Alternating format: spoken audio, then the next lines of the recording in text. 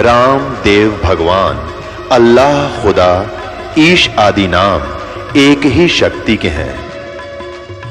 वो कैसा है, कहां है, कैसे मिलता है, किसने देखा है? ये प्रश्नवाचक चिन्ह पूर्ण रूप से हटाने के लिए अवश्य सुनिए जगत गुरु तत्वदर्शी संत रामपाल जी महाराज के अमृत वचन, सर्व पवित्र धर्मों के पवित्र शास्त्रों के आधार पर। परमपिता परमात्मा पूर्ण ब्रह्म, सर्व ब्रह्मांडों के रचनहार कबीर साहब हैं, कबीर देव जी हैं। वो हम सभी आत्माओं के जनक हैं, वही हमारे पिता हैं। इसी परमेश्वर में वो सभी गुण हैं। त्वमेव माता च पिता त्वमेव, त्वमेव बंधु च सखा त्वमेव, त्वमेव विद्या च द्रविण त्वमेव, त्वमेव सर्व मम देव देव। ये सर्व देव देव यही परमात्मा है जो सभी भगवानों का भगवान है, सबका मालिक है। अब प्रथम बार कोई श्रद्धालु ये वचन सुनता है कि कबीर देव, कबीर साहब पूर्ण परमात्मा है, परम अक्षर ब्रह्म है, सभी ब्रह्मांडों के रचयिता हैं, तो ये बात, ये वचन कुनीन की तरह जीवा पर रखे नहीं जाते।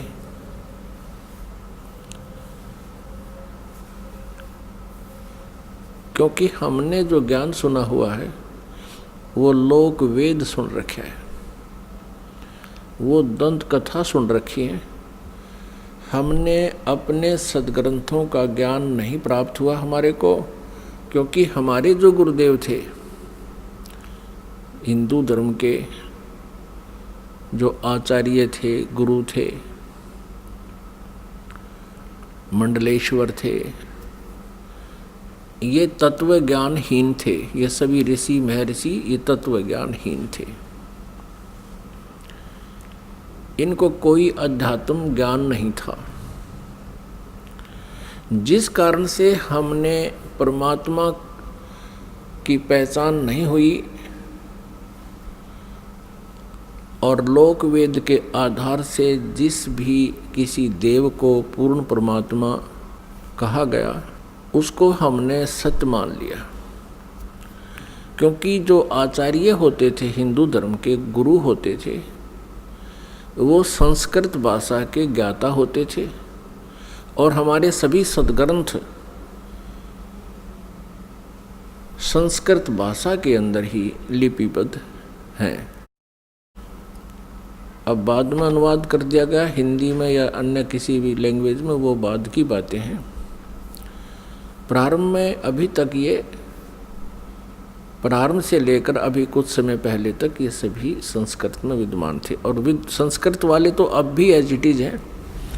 अनुवादकर्ताओं ने अपनी अपनी भाषाओं में उनको ट्रांसलेट कर लिया है। अब जिस कारण से जनता जो थी, श्रद्धालु थे, वो उन गुरुओं पर, आचार्यों पर, मंडलेश्वरों पर विश्वास करते रहे कि ये संस्कृत के ज्ञाता हैं, संस्कृत बहुत अच्छी धारावाहिक बोल लेते हैं और सभी सदग्रंथ भी हमारे संस्कृत भाषा में लिखे हैं। जिस कारण से उस गुरु जी के विषय में कोई भी हमारे अंदर जो शंका उत्पन्न नहीं हुई, अविश्वास नहीं हुआ कि ये गलत कह रहा है। क्योंकि टीचर जो होता है वो विद्यार्थियों को जो भी ज्ञान देता है विद्यार्थियों के लिए स्वीकार्य होता है।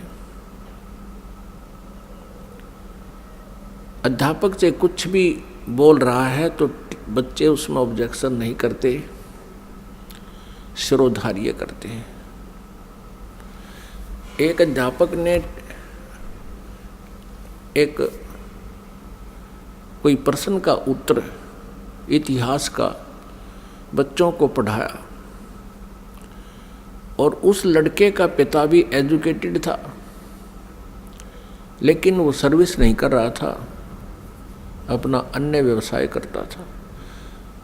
तो उस लड़के के पिता ने, फादर ने देखा कि जो बच्चे ने प्रश्न का उत्तर लिखा हुआ है वो गलत लिखा है।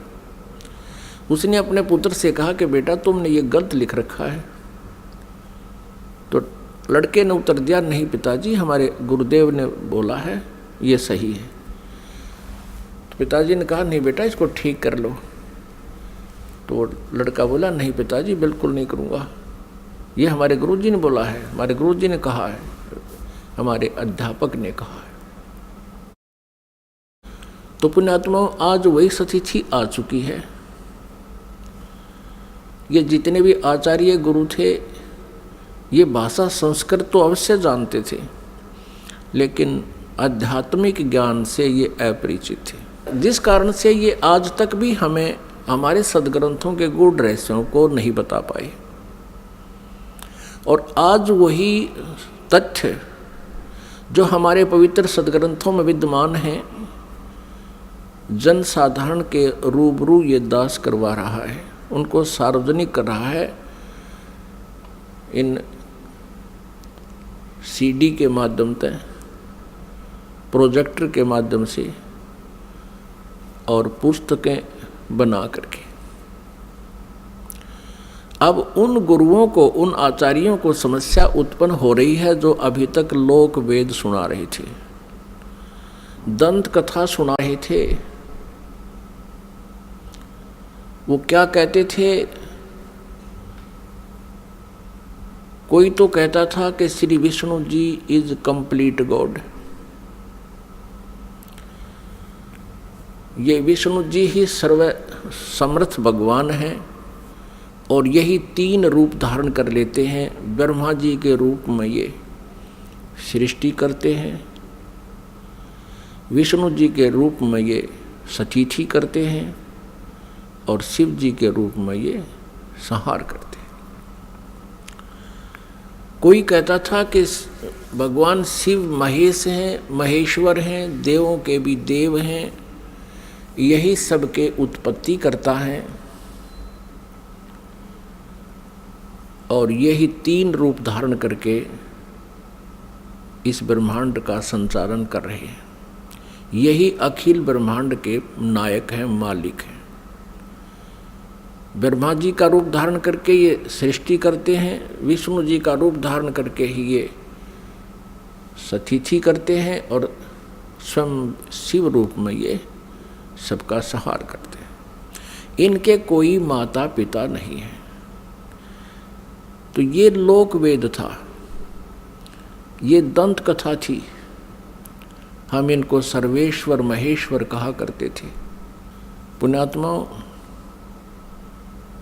जिस मार्ग पर हम चलते हैं, हम अपना सफ़र तय करने के लिए उद्धत होते हैं, तो उसकी जानकारी हमें थोरोली होनी चाहिए, कंप्लीट होनी चाहिए, फिर उस पर चलने का लाभ है। और यदि हम जाना चाहते हैं हिसार से दिल्ली और हम चल पड़े हिसार से सरसा की ओर, तो हमारा चलना व्यर्थ है। चाहे हम कितनी स्पीड से जा रहे हैं, कितनी गाड़ी को दौड़ा रहे हैं, वो व्यर्थ है।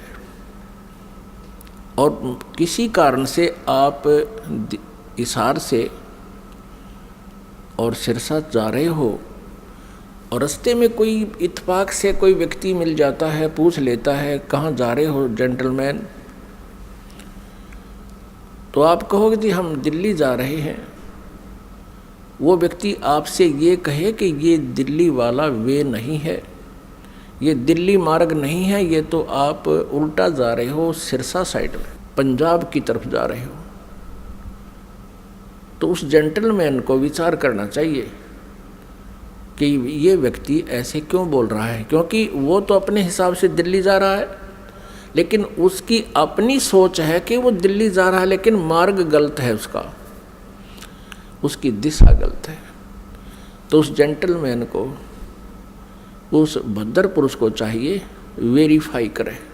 और वेरीफाई करने का सबसे इजी तरीका ये है, या तो किसी और व्यक्ति से पूछे और वो भी यही कह रहा है और आपका नहीं यकीन हो रहा तो फिर मैप देखे, मैप अपना मानचित्र देखे और पूछे मैं कहाँ खड़ा हूँ, तो वो लिखा है शहर का नाम कि आप यहाँ सिरसा आ चुके हो, सिरसा से 10 किलोमीटर दूर खड़े हो।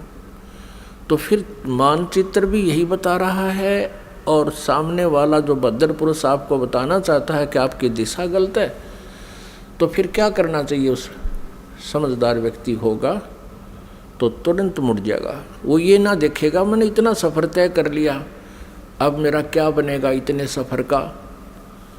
वो तुरंत मुड़ जाएगा और उस भूल को सुधारेगा।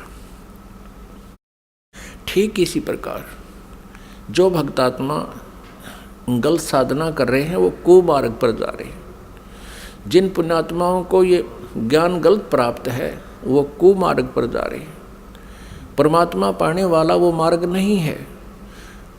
और आपको अब ये दास कह रहा है कि आप गलत मार्ग पर जा रहे हो, इससे वापस हो जाओ। और आप चले गए हो 50-60 किलोमीटर दूर कुमार्ग पर, और वहाँ आपको पता चलता है कि आप गलत आ गए, तो आपकी समझदारी है कि तुरंत वापस हो जाना चाहिए। और यदि आप ये सोचो कि अब इतने सफ़र का मैंने तय कर लिया, ये तो व्यर्थ गया, मैं तो वापस नहीं होऊंगा, तो ये बुद्धिमता नहीं, ये तो मूर्खता कही जाएगी। इसी प्रकार आप जी किसी भी इस गुरु इष्ट संत के पास किसी भी इष्ट की पूजा कर रहे हो, और आपने किसी ने 5 वर्ष, किसी ने 10 वर्ष, किसी ने 20 वर्ष, किसी ने 30 वर्ष भी हो चुके हैं, वहाँ डलेड हो रहे हैं। आज आपको ये पता चलता है कि आपका मार्ग गलत है, तो आप जी को चाहिए, क्या चाहिए? अब इसमें कहने की आवश्यकता नहीं गनी, बुद्धिमान को संकेत बहुत है। आपको चाहिए कि तुरंत उस मार्ग को त्याग कर, ये नहीं सोचना चाहिए कि 20 वर्ष की साधना का मेरा क्या होगा, 30 वर्ष की साधना मैंने इस पंथ में कर ली, मेरा क्या होगा। वो तो हो चुका है, तेरा जो होना था वो तो बर्बाद हो चुके हो तुम। आप जी को मार्ग पर इतनी सफ़र कर चुके हो 100 किलोमीटर, इससे वापस होना ही हितकारी है। आपका इसी में शुभ है, तुरंत वापस हो जाओ, त्याग दो उसको। अब परमात्मा कहते हैं भेड़ा देखा जर्जरा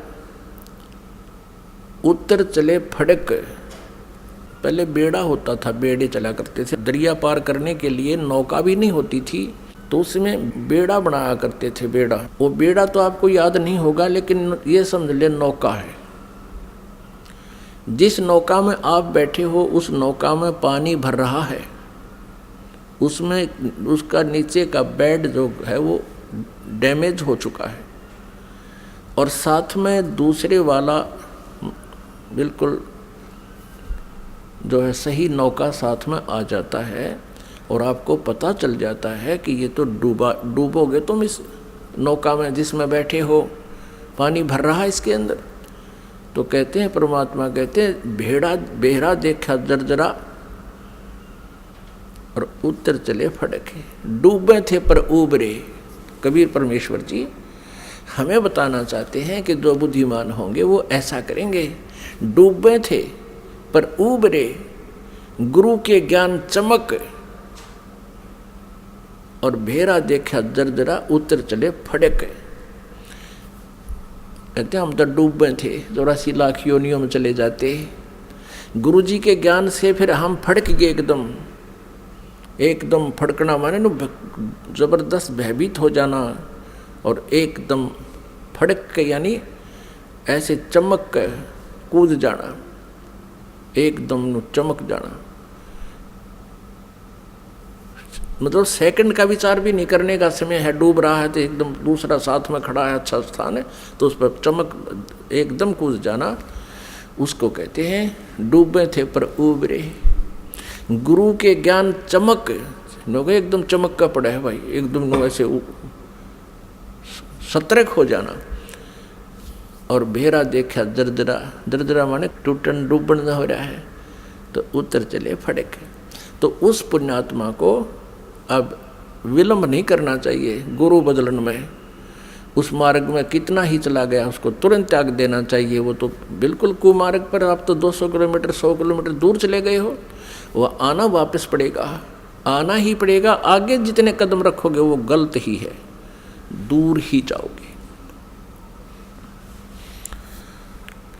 तो जैसे कोई तो श्री ब्रह्मा जी को रचयिता बताते हैं, कोई श्री विष्णु जी सतगुण जी को रचयिता बताते हैं, कोई तम गुण श्री शिव जी को रचयिता बताते हैं, कोई श्री ब्रह्मा जी रजोगुण को ब्रह्मांड का रचयिता बताते हैं, सभी ब्रह्मांडों का। पुण्यात्माओं, ये लोकवेद है।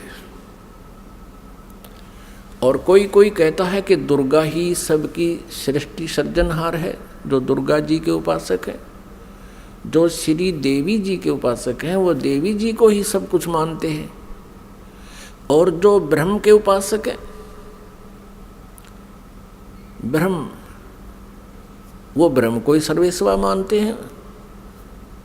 तो पुण्यात्माओं, हमने सबसे पहले ये मैप देखना होगा, अपने सदग्रंथों रूपी मैप को हम पुनः देखेंगे कि इनमें हमें क्या मार्गदर्शन हुआ है, तो तब हम संतुष्ट होंगे।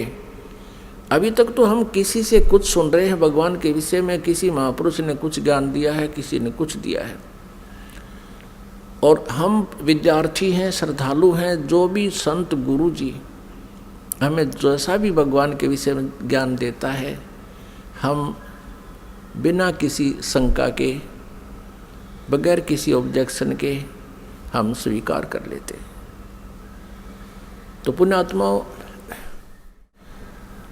आप इसके विषय में कि भगवान कौन है, सृष्टि रचना कैसे हुई, ये जानकारी हमें सर्वप्रथम होनी चाहिए, और तभी हम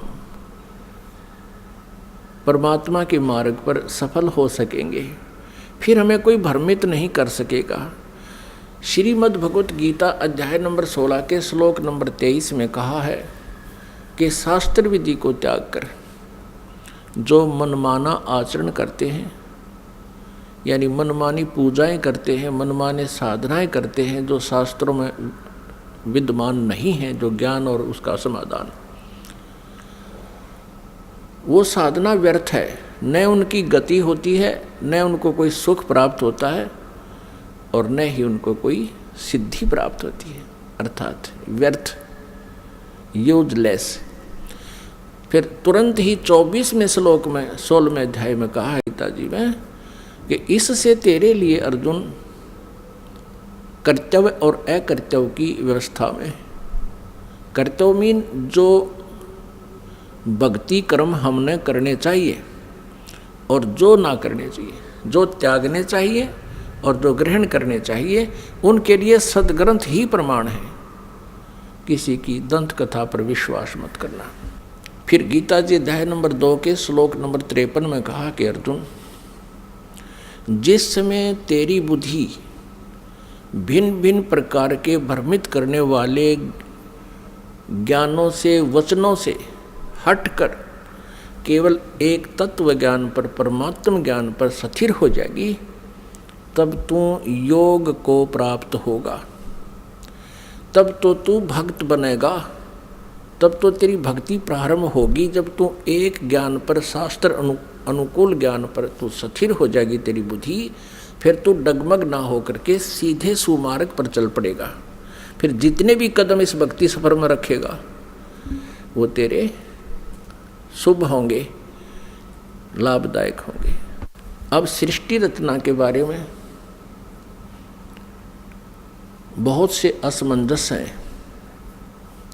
जैसे जैन धर्म के व्यक्ति, श्रद्धालु, आचार्य, मुनि, वो कहते हैं कि इस सृष्टि का कोई रचयिता नहीं, कोई इसका संहार करता नहीं, अनादि है, अपने आप बनती है, अपने आप ये चलती है। ऐसा ही नहीं, और भी बहुत से श्रद्धालु हैं, कोई कहते हैं विष्णु जी ने इसकी रचना की है। जैसे अब पीछे हम बता चुके हैं। इसके विषय में आप जी को विशेष डिटेल से बताएंगे। परमेश्वर कबीर देव जी का जो प्रसंग चला था कि ये पूर्ण परमात्मा है, पूर्ण ब्रह्म है, कंप्लीट गॉड है, ये विश्वास आप जी को नहीं हो सकता जब तक हम इनके गुणों से परिचित नहीं होंगे। और गुण कहाँ होते हैं? उनके जीवनी में, उनके इतिहास में लिखे होते हैं। जैसे विष्णु जी, श्री शिव जी, श्री विष्णु जी, श्री ब्रह्मा जी, इनकी जानकारी भी इनकी जीवनी में, इनके इतिहास में लिखी है, पुराणों में। और परमेश्वर कबीर जी की महिमा सूक्ष्म वेद में लिखी है, सूक्ष्म वेद में। आदि शंकराचार्य जी के इतिहास में दास ने पढ़ा, उन्होंने भी सूक्ष्म वेद का समर्थन किया है। आदि शंकराचार्य ने कहा है कि 4 वेद, ऋग्वेद, यजुर्वेद, सामवेद और अथर्ववेद, ये तो अवेलेबल हैं, लेकिन सूक्ष्म वेद वो 5वां है। उसके विषय में उन्होंने कहा कि वो कैलाश पर्वत पे है। अब कारण क्या है कि 5वें वेद को इस काल ने, ब्रह्म ने नष्ट कर दिया, सूक्ष्म वेद को। उस सूक्ष्म वेद को देने के लिए परमेश्वर स्वयं यहाँ आते हैं, अपने सतलोक से चलकर, मुक्ति धाम से, सनातन परम धाम से गति करके यहाँ आते। उस छुपे हुए ज्ञान को जो काल भगवान ने, ब्रह्म भगवान ने नष्ट कर दिया, यानी छुपा रखा है, वो किसी तक नहीं आने देता। तो उस 5वें वेद को परमात्मा बताने के लिए आते हैं। उस 5वें वेद में लिखा है, और उस वेद को, उस ज्ञान को परमात्मा ने 600 वर्ष पहले अपने मुखारविंद से, अपने मुख कमल से बोला था। इसलिए गीता जी अध्याय नंबर 4 के श्लोक नंबर 32 में कहा है कि अर्जुन, गीता जी अध्याय नंबर 4 के श्लोक नंबर 25 से लेकर 31 तक बताया गया है, कोई देवताओं की पूजा करता है, कोई स्वाध्याय ही करता है, कोई तीक्ष्ण अहिंसावादी व्रतों पर ही आधारित है, कोई प्राणायाम आदि करके ही अपनी साधना को सफल मानता है। ये इस आध्यात्मिक ज्ञान का, धार्मिक यज्ञों का, यज्ञ माने अनुष्ठानों का विस्तार से विवरण 4थे अध्याय के 32वें श्लोक में कहा है कि वो सच्चिदानंद घन ब्रह्म की वाणी में विस्तार से कहा गया है। यहाँ अनुवादकर्ताओं ने श्रीमद् भगवत गीता अध्याय 4 श्लोक 32 में अनुवादकर्ताओं ने ज्ञान न होने से अनर्थ कर दिया। उसमें लिखा है ब्रह्मण मुखे, मूल पाठ में ब्रह्मण मुखे लिखा है, अनुवादकर्ताओं ने लिख दिया ब्रह्मण मुखे का अर्थ लिख दिया वेद की वाणी में। वो गलत लिख दिया, वो गलत अनुवाद किया है। ब्रह्मण मुखे माने सच्चिदानंद घन ब्रह्म की वाणी में, जो अपने मुख से, मुखे माने अपने मुख से मालिक ने जो बोली है, उस मुख से बोली हुई वाणी में विस्तार से कहे गए हैं, और वो है कबीर वाणी। ब्रह्मण का अर्थ यहाँ इन्होंने गलत कर दिया, वेद लिख दिया। और गीता जी अध्याय नंबर 17 के श्लोक नंबर 23 में ओम तत्सत इति निर्देश है ब्रह्मण त्रिविद समर्थ है, वहाँ ब्रह्मण का अर्थ इन्होंने ठीक किया है, क्योंकि वहाँ विचलित नहीं हुए। ये सच्चिदानंद घन ब्रह्म लिखा है ब्रह्मण का अर्थ, तो यहाँ 4थे अध्याय के 32वें श्लोक में भी ब्रह्मण का अर्थ लिखना पड़ेगा, सच्चिदानंद घन ब्रह्म की वाणी में विस्तार से कही गई। फिर 4थे अध्याय के 34वें श्लोक में कहा कि वो तत्व ज्ञान है जो 5वें वेद में लिखा है, सूक्ष्म वेद में लिखा है। उस तत्व ज्ञान को तू तत्वदर्शी संतों के पास जाकर समझ। उनको दंडवत प्रणाम करने से, कपट छोड़ के विनम्र भाव से प्रसन्न करने से वो तत्वदर्शी संत तुझे उस परमात्म तत्व का ज्ञान कराएंगे। इससे ये भी सिद्ध हो गया कि गीता ज्ञानदाता उस 5वें वेद से परिचित नहीं है, इसलिए उसने ऑप्शन छोड़ दिया कि आप उस ज्ञान को तो तत्वदर्शी संतों से समझो। तो परमेश्वर कबीर देव जी स्वयं आते हैं वो पूर्ण ब्रह्म तत्वदर्शी संत की भूमिका करने के लिए। उन्होंने 600 वर्ष पहले, क्योंकि परमेश्वर कबीर जी सन 1398 में यानी संवत 1455 विक्रमी संवत 1455 जून यानी ज्येष्ठ की पूर्णमासी को एक शिशु रूप धारण करके कमल के फूल पर विराजमान हुए थे काशी शहर में लहर तारा तालाब में। फिर लीला करते हुए बड़े हुए। उनको एक नीरुनिमा नाम के जुलाहा उठा ले गए थे। उसी व्यवसाय में मालिक रहने के कारण वो परमेश्वर जुलाहा धारणक कहाए। उन्होंने 600 वर्ष पहले अपने उस सूक्ष्म वेद में लिखा है, बताया है। उसको ये दास अब अपने शब्दों में परमात्मा के ज्ञान को आप तक पहुंचाना चाहेगा। परमेश्वर ने बताया है कि सबसे पहले केवल अकेले पूर्ण परमात्मा थे, कबीर देव थे। वो अनामय लोक में रहते थे, अनामय, और परमात्मा अकेले थे। उसके बाद परमेश्वर ने अन्य 3 लोकों की और रचना की। अकय लोक से नीचे वाला अनामय लोक कहो चाहे अनामी लोक कहो, अकय लोक कहो। अकय लोक से नीचे अगम लोक है, उससे नेक्स्ट अलख लोक है, और फिर उससे जो तीसरा स्थान नीचे सत्यलोक है, जिसको सनातन परमधाम कहते हैं। और सत्यलोक में परमात्मा सत्य पुरुष नाम से विद्यमान है। एक ही परमेश्वर ने अपने अन्य 3 रूप और बनाए। तो इस प्रकार प्रत्येक लोक में परमात्मा अलग अलग नामों से, अलग अलग स्थिति से स्वयं ही विराजमान हुए। अब सतलोक के अंदर सृष्टि रचना प्रारंभ की। अपने आत्माओं, जैसे केवल पृथ्वी लोक पर ही, इस पृथ्वी ग्रह पर ही सृष्टि जो है विद्यमान है, और अन्य ये जितने ग्रह हैं, मंगल ग्रह, बुध ग्रह, ये शनि ग्रह, ये सब खाली पड़े हैं। इसी प्रकार सतलोक के अंदर परमात्मा सत्य पुरुष कबीर देव जी, जिसको परम अक्षर ब्रह्म भी कहते हैं, उन्होंने वहाँ सतलोक में रचना शुरू की। एक वचन से 16 द्वीप बना दिए, 16 द्वीप, और फिर एक एक वचन से एक एक पुत्र की उत्पत्ति कर दी। उन 16 पुत्रों को प्रत्येक द्वीप में रहने का आदेश दे दिया, और अपने उन 16 पुत्रों में से एक पुत्र का नाम अचिंत है। अचिंत से कहा कुछ समय के उपरांत आगे सृष्टि रचना करो।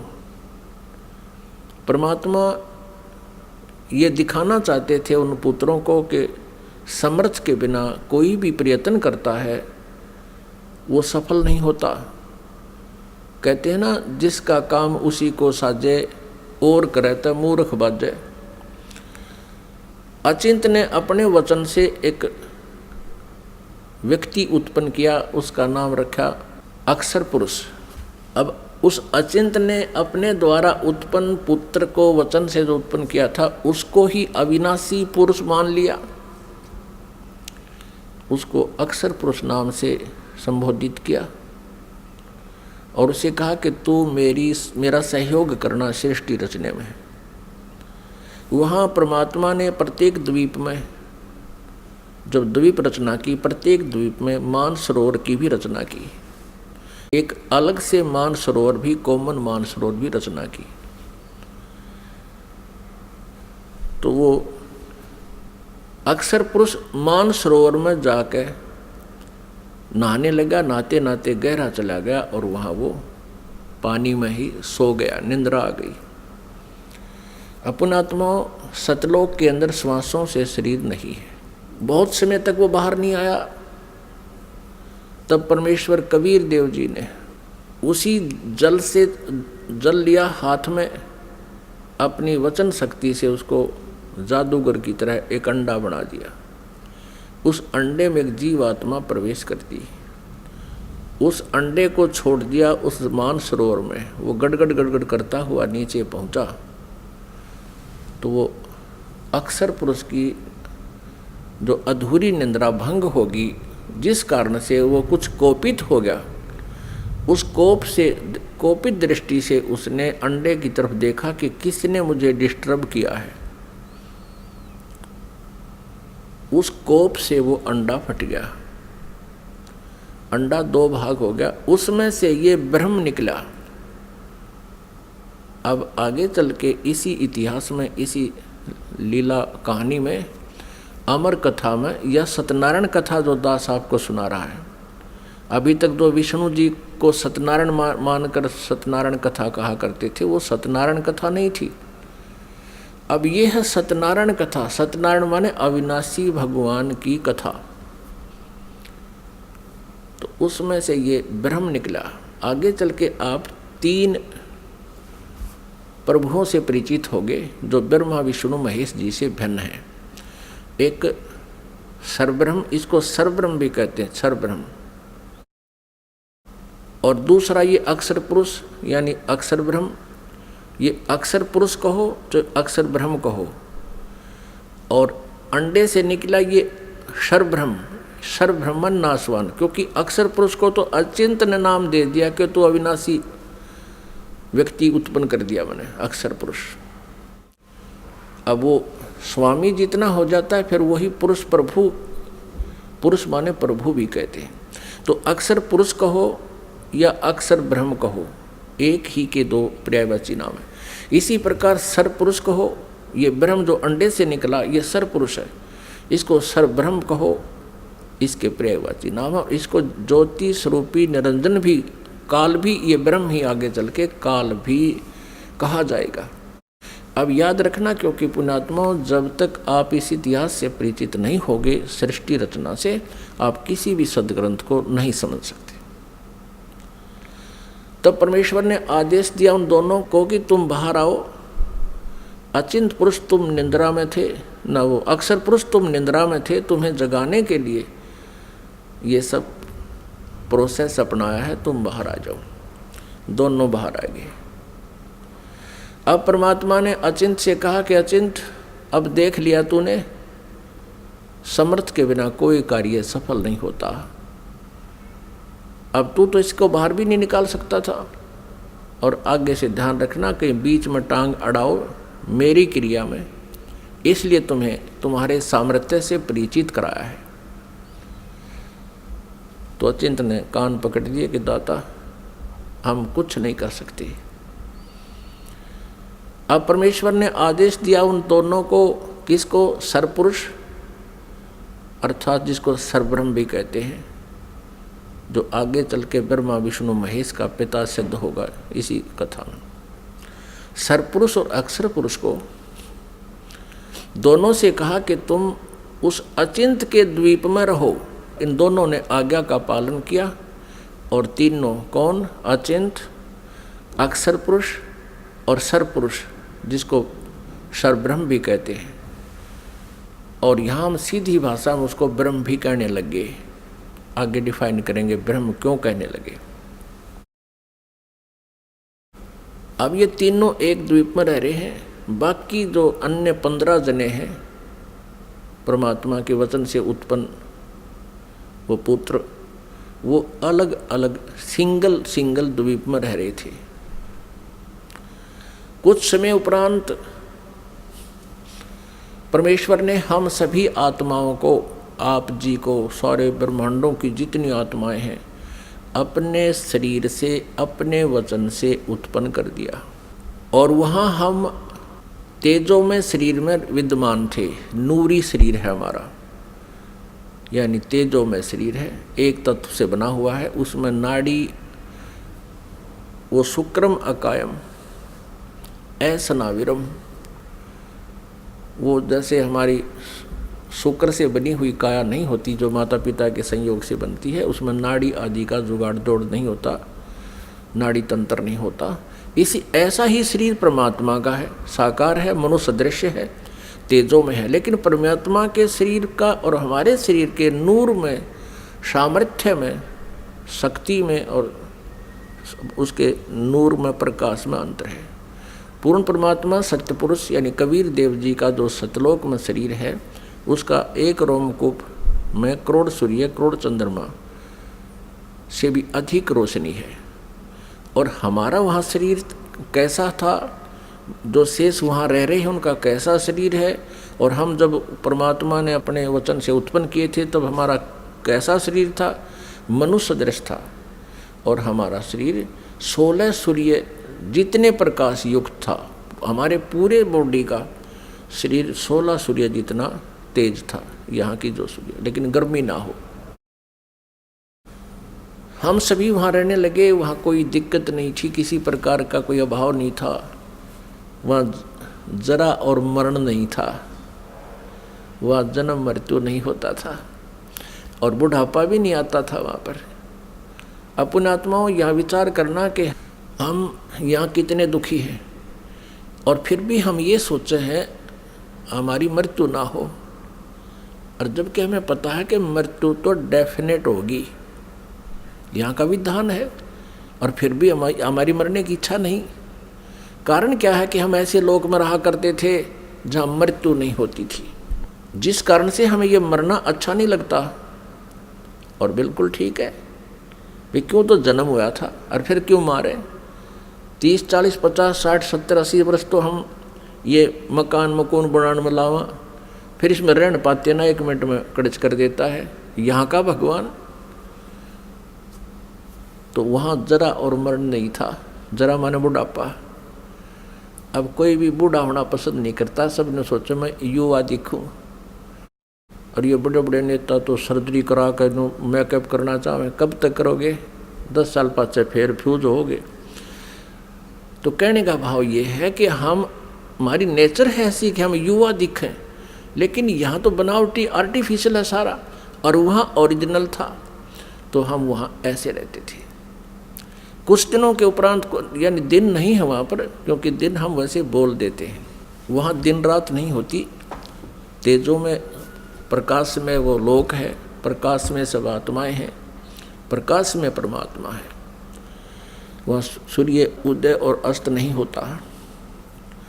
तो वहाँ कुछ समय के उपरांत इस ज्योति निरंजन, जिसको सर्वपुरुष कहा है, जिसको सर्वब्रह्म कहते हैं, जो गीता जी में अपने आप को कहता मैं काल हूँ, वो ब्रह्म है जो श्री कृष्ण जी के शरीर में प्रवेश करके बोल रहा है। आगे इतिहास बताएंगे आपको, पूरा डिटेल देंगे। इसको धैर्यपूर्वक सुनना इस कथा को, क्योंकि ये पहली बार जो सुनता है उसको ऊट पटांग सी लगती है, लेकिन कुछ समय के बाद प्रमाण जब देखोगे आपको स्वीकार करना पड़ेगा और होगी स्वीकार्य। कुछ समय उपरांत इस सर्वपुरुष में एक खरपतवार उत्पन्न हुआ, खुरापात उत्पन्न हुआ। इसने सोचा कि हम 3 जने तो एक द्वीप में और हमारे अन्य भाई एक एक द्वीप में रह रहे हैं, तो वहाँ ये विधान का पता चला कि तप से राज्य प्राप्त होता है। उसने खड़ा होकर के एक पैर पर तप किया और 70 युग, यहाँ के 70 युग तक तप किया। तब पूर्ण परमात्मा ने, सत्य पुरुष ने, कबीर देव जी ने पूछा कि पुत्र तू किस लिए ये तप कर रहा है, क्या इच्छा है तेरी।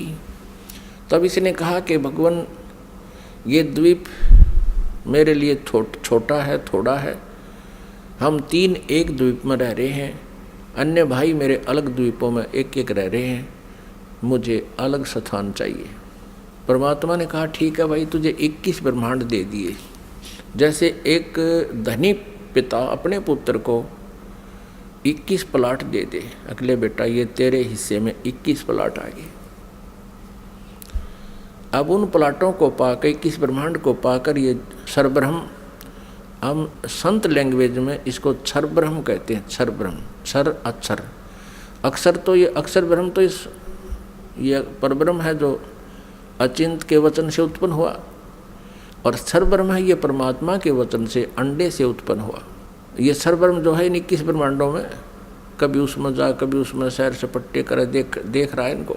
फिर मन में इसने सोचा कि इनमें कुछ कंस्ट्रक्शन होनी चाहिए। इस उद्देश्य से इसने फिर सत्ययुग तब फिर किया। तब परमेश्वर ने पूछा भी अब क्या चाहता है, प्लाट तेरे को दे दिए, 21 ब्रह्मांड दे दिए। तब इसने कहा प्रभु कुछ कंस्ट्रक्शन का यानी कोई रचना सामग्री दो मुझे, ताकि मैं कुछ उसमें रचना बना करूं। यानी अब जैसे प्लाट दे दिए, उसके पास तो फिर भी कुछ को नहीं, पिता से मांगता है कुछ पैसे दो या ईंट सीमेंट मटेरियल अवेलेबल कराओ। तो परमेश्वर कबीर देव जी ने इस सरपुरुष को, क्षर ब्रह्म को 5 तत्व और 3 गुण दे दिए।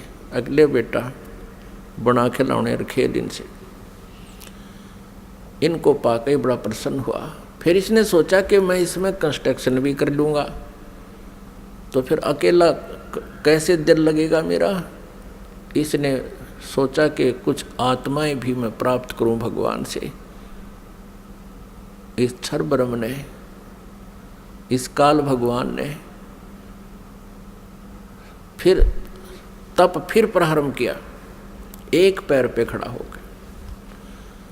तो उधर से हम यहाँ इसके जाल में कैसे फंस गए, ये एक बहुत विशेष विचारणीय समय जो है ना बात है पुण्यात्माओं, एक विशेष विचारणीय विषय है कि हम क्यों फंसे। फिर चल इसने तो ऐसा कर लिया, प्राप्त हुआ अलग से, हम इसके साथ कैसे, हम जो फंसे हुए हैं ये इसके साथ फंसे हुए हैं, इस ब्रह्म के क्षर ब्रह्म के साथ हम यहाँ आ गए, जिस कारण से हम यहाँ दुख पा रहे हैं। अपने पिता को छोड़ आए जहाँ कोई अभाव नहीं था, कोई जन्म मृत्यु नहीं थी।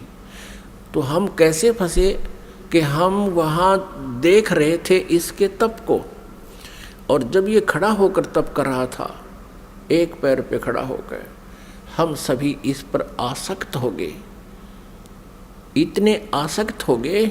ओहो हो, देख कितने दिन से एक पैर पे खड़ा है, कभी इस पैर को कर लेता है, कभी उस पैर पे खड़ा हो जाता है, और ऐसे करके खड़ा है कभी। तो हम इसकी इन अदाओं से इतने प्रभावित हो गए, हम अपने भगवान से भी दिल हटा बैठे।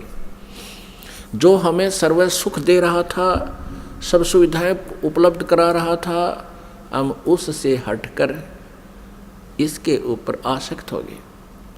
तो पुण्यात्माओं, यही बीमारी, यही स्वभाव आप और हम सभी को वहाँ से लगी थी। जैसे यहाँ के हीरो और हीरोइन, अभिनेता अभिनेत्री अपने पेट के लिए, रोजी रोटी के लिए एक्टिंग करते हैं, अदाएं करते हैं, उछल कूद करते हैं, और ये युवा वर्ग बच्चे उनको देखकर इतने आसक्त हो जाते हैं, पूछो मत। और यदि कोई हीरो या हीरोइन यानी कोई अभिनेता या अभिनेत्री यहाँ बरवाला में आ जा या हिसार में आ जावे, फिर देखो इन बच्चों के, कॉलेज वालों के और जवान बच्चों की वहाँ कैसे भीड़ उमड़ कर जाती है, और कम से कम 200, 300, 400 फुट से दूर खड़े खड़े देखते हैं कि देखो वो खड़ा, वो है वो फलाना नेता अभिनेता, वो खड़ी, वो है फलानी अभिनेत्री।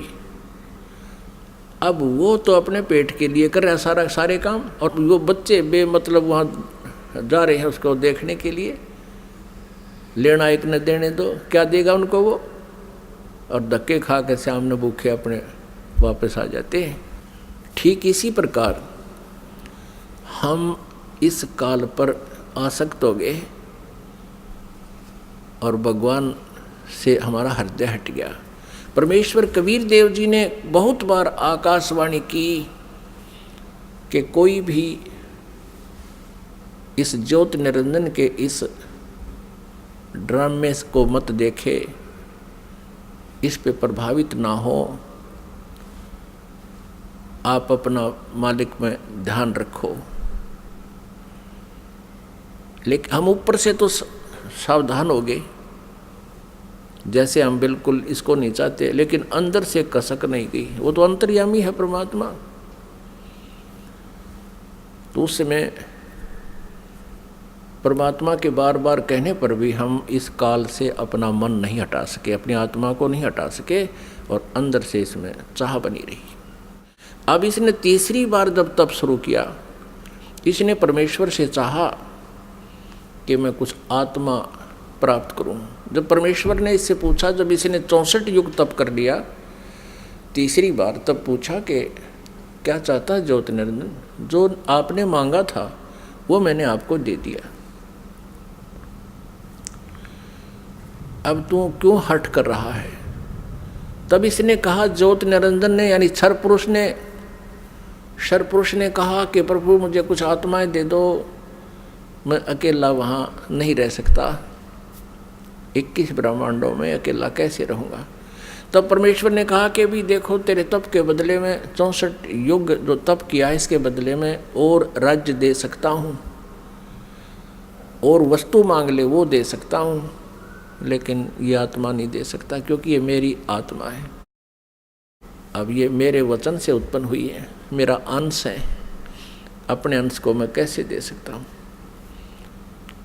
लेकिन परमात्मा ने एक ऑप्शन रख दिया कि इसमें एक ऑप्शन है कि यदि वो स्वयं स्वेच्छा से कोई जाना चाहता तेरे साथ तो जा सकते, लेकिन मैं अपनी तरफ से उनको नहीं डाल सकता कुएं में। तब ज्योति निरंजन हमारे पास आया, ये क्षर पुरुष हमारे पास आया। जितनी आत्माएं आज इसके ब्रह्मांडों में हम कैद हो गए, यहाँ कष्ट उठा रहे हैं, ये सभी आत्माएं इसके चारों तरफ उमड़ कर खड़ी होगी। जैसे हीरो आता है, अभिनेता आता है। इसने कहा हमसे कि मैंने पिताजी से 70 युग तप करके बहुत बड़े ब्रह्मांड प्राप्त किए हैं, वहाँ पर स्वर्ग बनाऊंगा, महास्वर्ग बनाऊंगा, हीरे पन्ने लालों के मैं पहाड़ बनाऊंगा, वहाँ दूधों की नदी बहाऊंगा और तुम चलोगे मेरे साथ। अब हम तो पहले ही उसको चाह रहे थे, चाहे वो कुछ भी ना बनाता, उसको चाह रहे थे, उसके ऊपर आसक्त हो चुके थे। तो सभी ने कहा कि हम तैयार हैं आपके साथ चलने को, लेकिन यदि पिताजी आज्ञा दे देंगे तो हम जा सकेंगे। इस क्षर पुरुष ने परमेश्वर कबीर देव जी से, पूर्ण ब्रह्म से, परम अक्षर ब्रह्म से प्रार्थना की। आकर के वापस प्रभु के पास जाकर के करबद्ध खड़ा होकर के कहा कि परमेश्वर, कुछ आत्माएं मेरे साथ जाने को सहमत है। परमात्मा ने कहा, परमेश्वर कबीर देव जी ने कहा कि मेरे सामने हाँ भरवा दे, तब मैं मानूं, तब भेज दूंगा। अब परमेश्वर आए, कबीर देव जी हमारे पास, साथ में ज्योति निरंजन भी आया। परमेश्वर कबीर देव जी ने, परम अक्षर ब्रह्म ने पूछा कि आत्माओं जो ज्योति निरंजन के साथ यानी क्षर पुरुष के साथ जाना चाहते हैं, वो हाथ खड़ा करके स्वीकृति दें। अब अपने पिता के सामने हिम्मत नहीं पड़ी किसी भी आत्मा की इतना ढीठपना करें, सब ने नीची गर्दन कर दी। तब परमेश्वर ने कहा कि अरे ज्योति निरंजन, अरे क्षर पुरुष, आप तो कह रहे थे कुछ आत्माएं तैयार हैं, ये तो कोई भी नहीं बोल रहा, सन्नाटा छा गया। तब एक आत्मा सबसे पहले खड़ा हुआ। उसने सोचा कहीं हम रह जावा यहीं पर। उसने खड़ा होकर कहा कि पिताजी, हाँ, उसने हाथ खड़ा किया कि पिताजी मैं जाना चाहता हूँ। फिर तो हम जैसे सारे सोचा करते हम पीछे रह जाएं, हमने भी सब न कर दिया, ऐसे सब ने हाथ खड़े कर दिए। जितने भी खरबों अनगिन यहाँ पर आए हुए हैं, अकाउंटिंग नहीं कर सकते, इतने जीव आगे इसके अलावा से। परमात्मा के पास तो सब अकाउंटिंग है, सब उनकी डिटेल है, लेकिन हम नहीं कर सकते जीव संज्ञा। जितने भी 21 ब्रह्मांड में प्राणी हैं, ये सब सतलोक से आए हैं, चाहे चींटी है, चाहे हाथी है, रंक है या राजा है, किसी भी पशु पक्षी की योनि वो जीव जंतु की भोग रहा है। तब परमेश्वर ने कहा भी ठीक है ज्योति निरंजन, जिन जिन ने तेरे साथ आने का हृदय से चाह की है, सब इच्छा से तेरे साथ जाना चाहते हैं, उनके सब के नंबर नोट मैंने कर लिए। वो मेरे पास है, आप जाओ अपने ब्रह्मांडों में, क्योंकि ये ब्रह्मांड पहले वहीं थे सतलोक के एक लास्ट कोने में, बिल्कुल एकांत स्थान पर सतलोक में, और हम रह रहे थे उस मेन सतलोक में। जैसे एक तो बाहरी विलेज हो दिल्ली क्षेत्र के, दिल्ली राज्य के एक शहरों का स्थान, बीच में मध्य स्थान हो, हम वहाँ रह रहे थे। और इस काल के थे बाहरी दिल्ली, समझ लो वहाँ 21 ब्रह्मांड थे। ये निरंजन चला गया वहाँ पर अपने ब्रह्मांडों में, ये क्षर पुरुष, इसको ज्योत निरंजन भी कहते हैं, इस काल, इसको काल भी कहते हैं। आगे चल के ये इसके कई नाम रखे जाएंगे इसी कहानी में। तो उधर से परमात्मा ने क्या किया, जिस आत्मा ने सर्वप्रथम हाथ खड़ा कराया था, स्वीकृति दी थी क्षर पुरुष के साथ जाने की, परमेश्वर ने उसका एक युवा स्त्री रूप बना दिया, लेकिन उसको प्रजनन इंद्रिय नहीं लगाई। और सभी आत्माएं जो उसके साथ आना चाहती थी, सब इच्छा से स्वीकृति दी थी, उन सब को बीज रूप बनाया अपने वचन से, और दुर्गा के अंदर प्रवेश कर दिया। जैसे आजकल तो इस मार्ग को समझना बहुत आसान है। ये डॉक्टर लोग क्या करते हैं, जैसे बताते हैं कि एक ग्राम ब्लड में बिरानी कितने 80 लाख बिरानी 50 लाख जीवाणु तो एक टाइप के होते हैं, अन्य और टाइप के, और उस ब्लड को दूसरे में डाल दिया जाता है, या तो वो और बढ़ जाते हैं, दूसरे में डाले जा सकते हैं ऐसे जीवाणु भी। तो ऐसे ये व्यवस्था समझो, परमात्मा ने इस लड़की जो युवा बनाई थी उसका नाम रख दिया प्रकृति देवी। उसको माया भी बोलते हैं, आदि माया, प्रकृति देवी कहो, आदि माया कहो। आगे चल के यही अष्टंगी कहलाई और यही दुर्गा कहलाई। अब इसको श्री दुर्गा कहें, श्री दुर्गा जी के शरीर में प्रवेश कर दिया सभी आत्माओं को, और कहा बेटी मैंने तेरे को आशीर्वाद दे दिया है। परमेश्वर ने कहा कि बेटी मैंने तेरे को आशीर्वाद दे दिया है, और सभी आत्माएं तेरे अंदर प्रवेश कर दी हैं, और आप वहाँ जाइए ज्योत निरंजन के पास, और जितने भी वो जीव कहे अपने वचन से उत्पन्न कर दिए नर और मादा, ये कहकर उतने ही वो सामने प्रकट हो जाएंगे। और परमेश्वर ने अपने पुत्र सहज दास को, जो उन 16 पुत्रों में से जो सर्वप्रथम उत्पन्न किए थे उनमें से एक था, सहजदास से कहा कि पुत्र अपनी बहन को साथ ले जाओ और इस ज्योत निरंजन के पास छोड़ आओ, क्षर पुरुष के पास छोड़ आओ। इसको क्षर पुरुष भी कहते हैं, ज्योत निरंजन भी कहते हैं। यही आगे चल के गीता में जो कहता मैं काल हूँ, ये वो काल है, वहाँ छोड़ आओ। क्षर पुरुष को बता देना कि परमात्मा ने, यानी मेरी तरफ से कह देना कि इसके शरीर में सभी आत्माओं को प्रवेश कर दिया है, और इसको वचन दे दिया है, आशीर्वाद दे दिया है, इसको शक्ति दे दी है, इसको वरदान दे दिया है कि जितने जीव तू चाहेगा नर और मादा, ये लड़की प्रकृति देवी ये उत्पन्न कर देगी।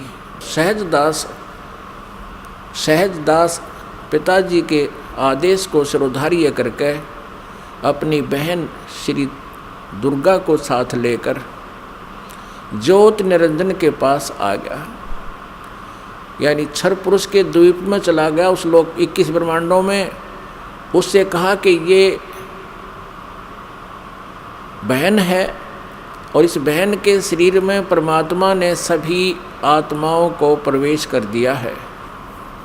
अब सहजदास ने क्षर पुरुष से कहा कि पिताजी ने ये बहन भेजी है दुर्गा, इस श्री देवी के शरीर में वो सभी आत्माएं प्रवेश कर दी हैं, और इसको परमेश्वर कबीर देव जी ने वरदान दे दिया है कि जितने जीव तू चाहेगा ये वचन से उत्पन्न कर देगी। ऐसा कहकर के वो सहजदास उस लड़की को वहाँ छोड़कर वापस आ गया। अब सहजदास के आ जाने के उपरांत वहाँ पर प्रकृति देवी और ये ज्योत निरंजन अर्थात क्षर पुरुष ये दोनों रह गए। अब लड़की युवा होने के कारण उसका रूप रंग निखरा हुआ था। अब ज्योत निरंजन यानी क्षर पुरुष के मन में दोष उत्पन्न हो गया। अकेली युवा लड़की को देखकर उसने उस लड़की के साथ, दुर्गा के साथ, श्री देवी के साथ दुर्व्यवहार करना चाहा। तो प्रकृति देवी ने बार बार कहा कि ज्योत निरंजन तू ऐसा कर्म ना कर, मैं आपकी बहन हूँ, आप मेरे बड़े भाई हो।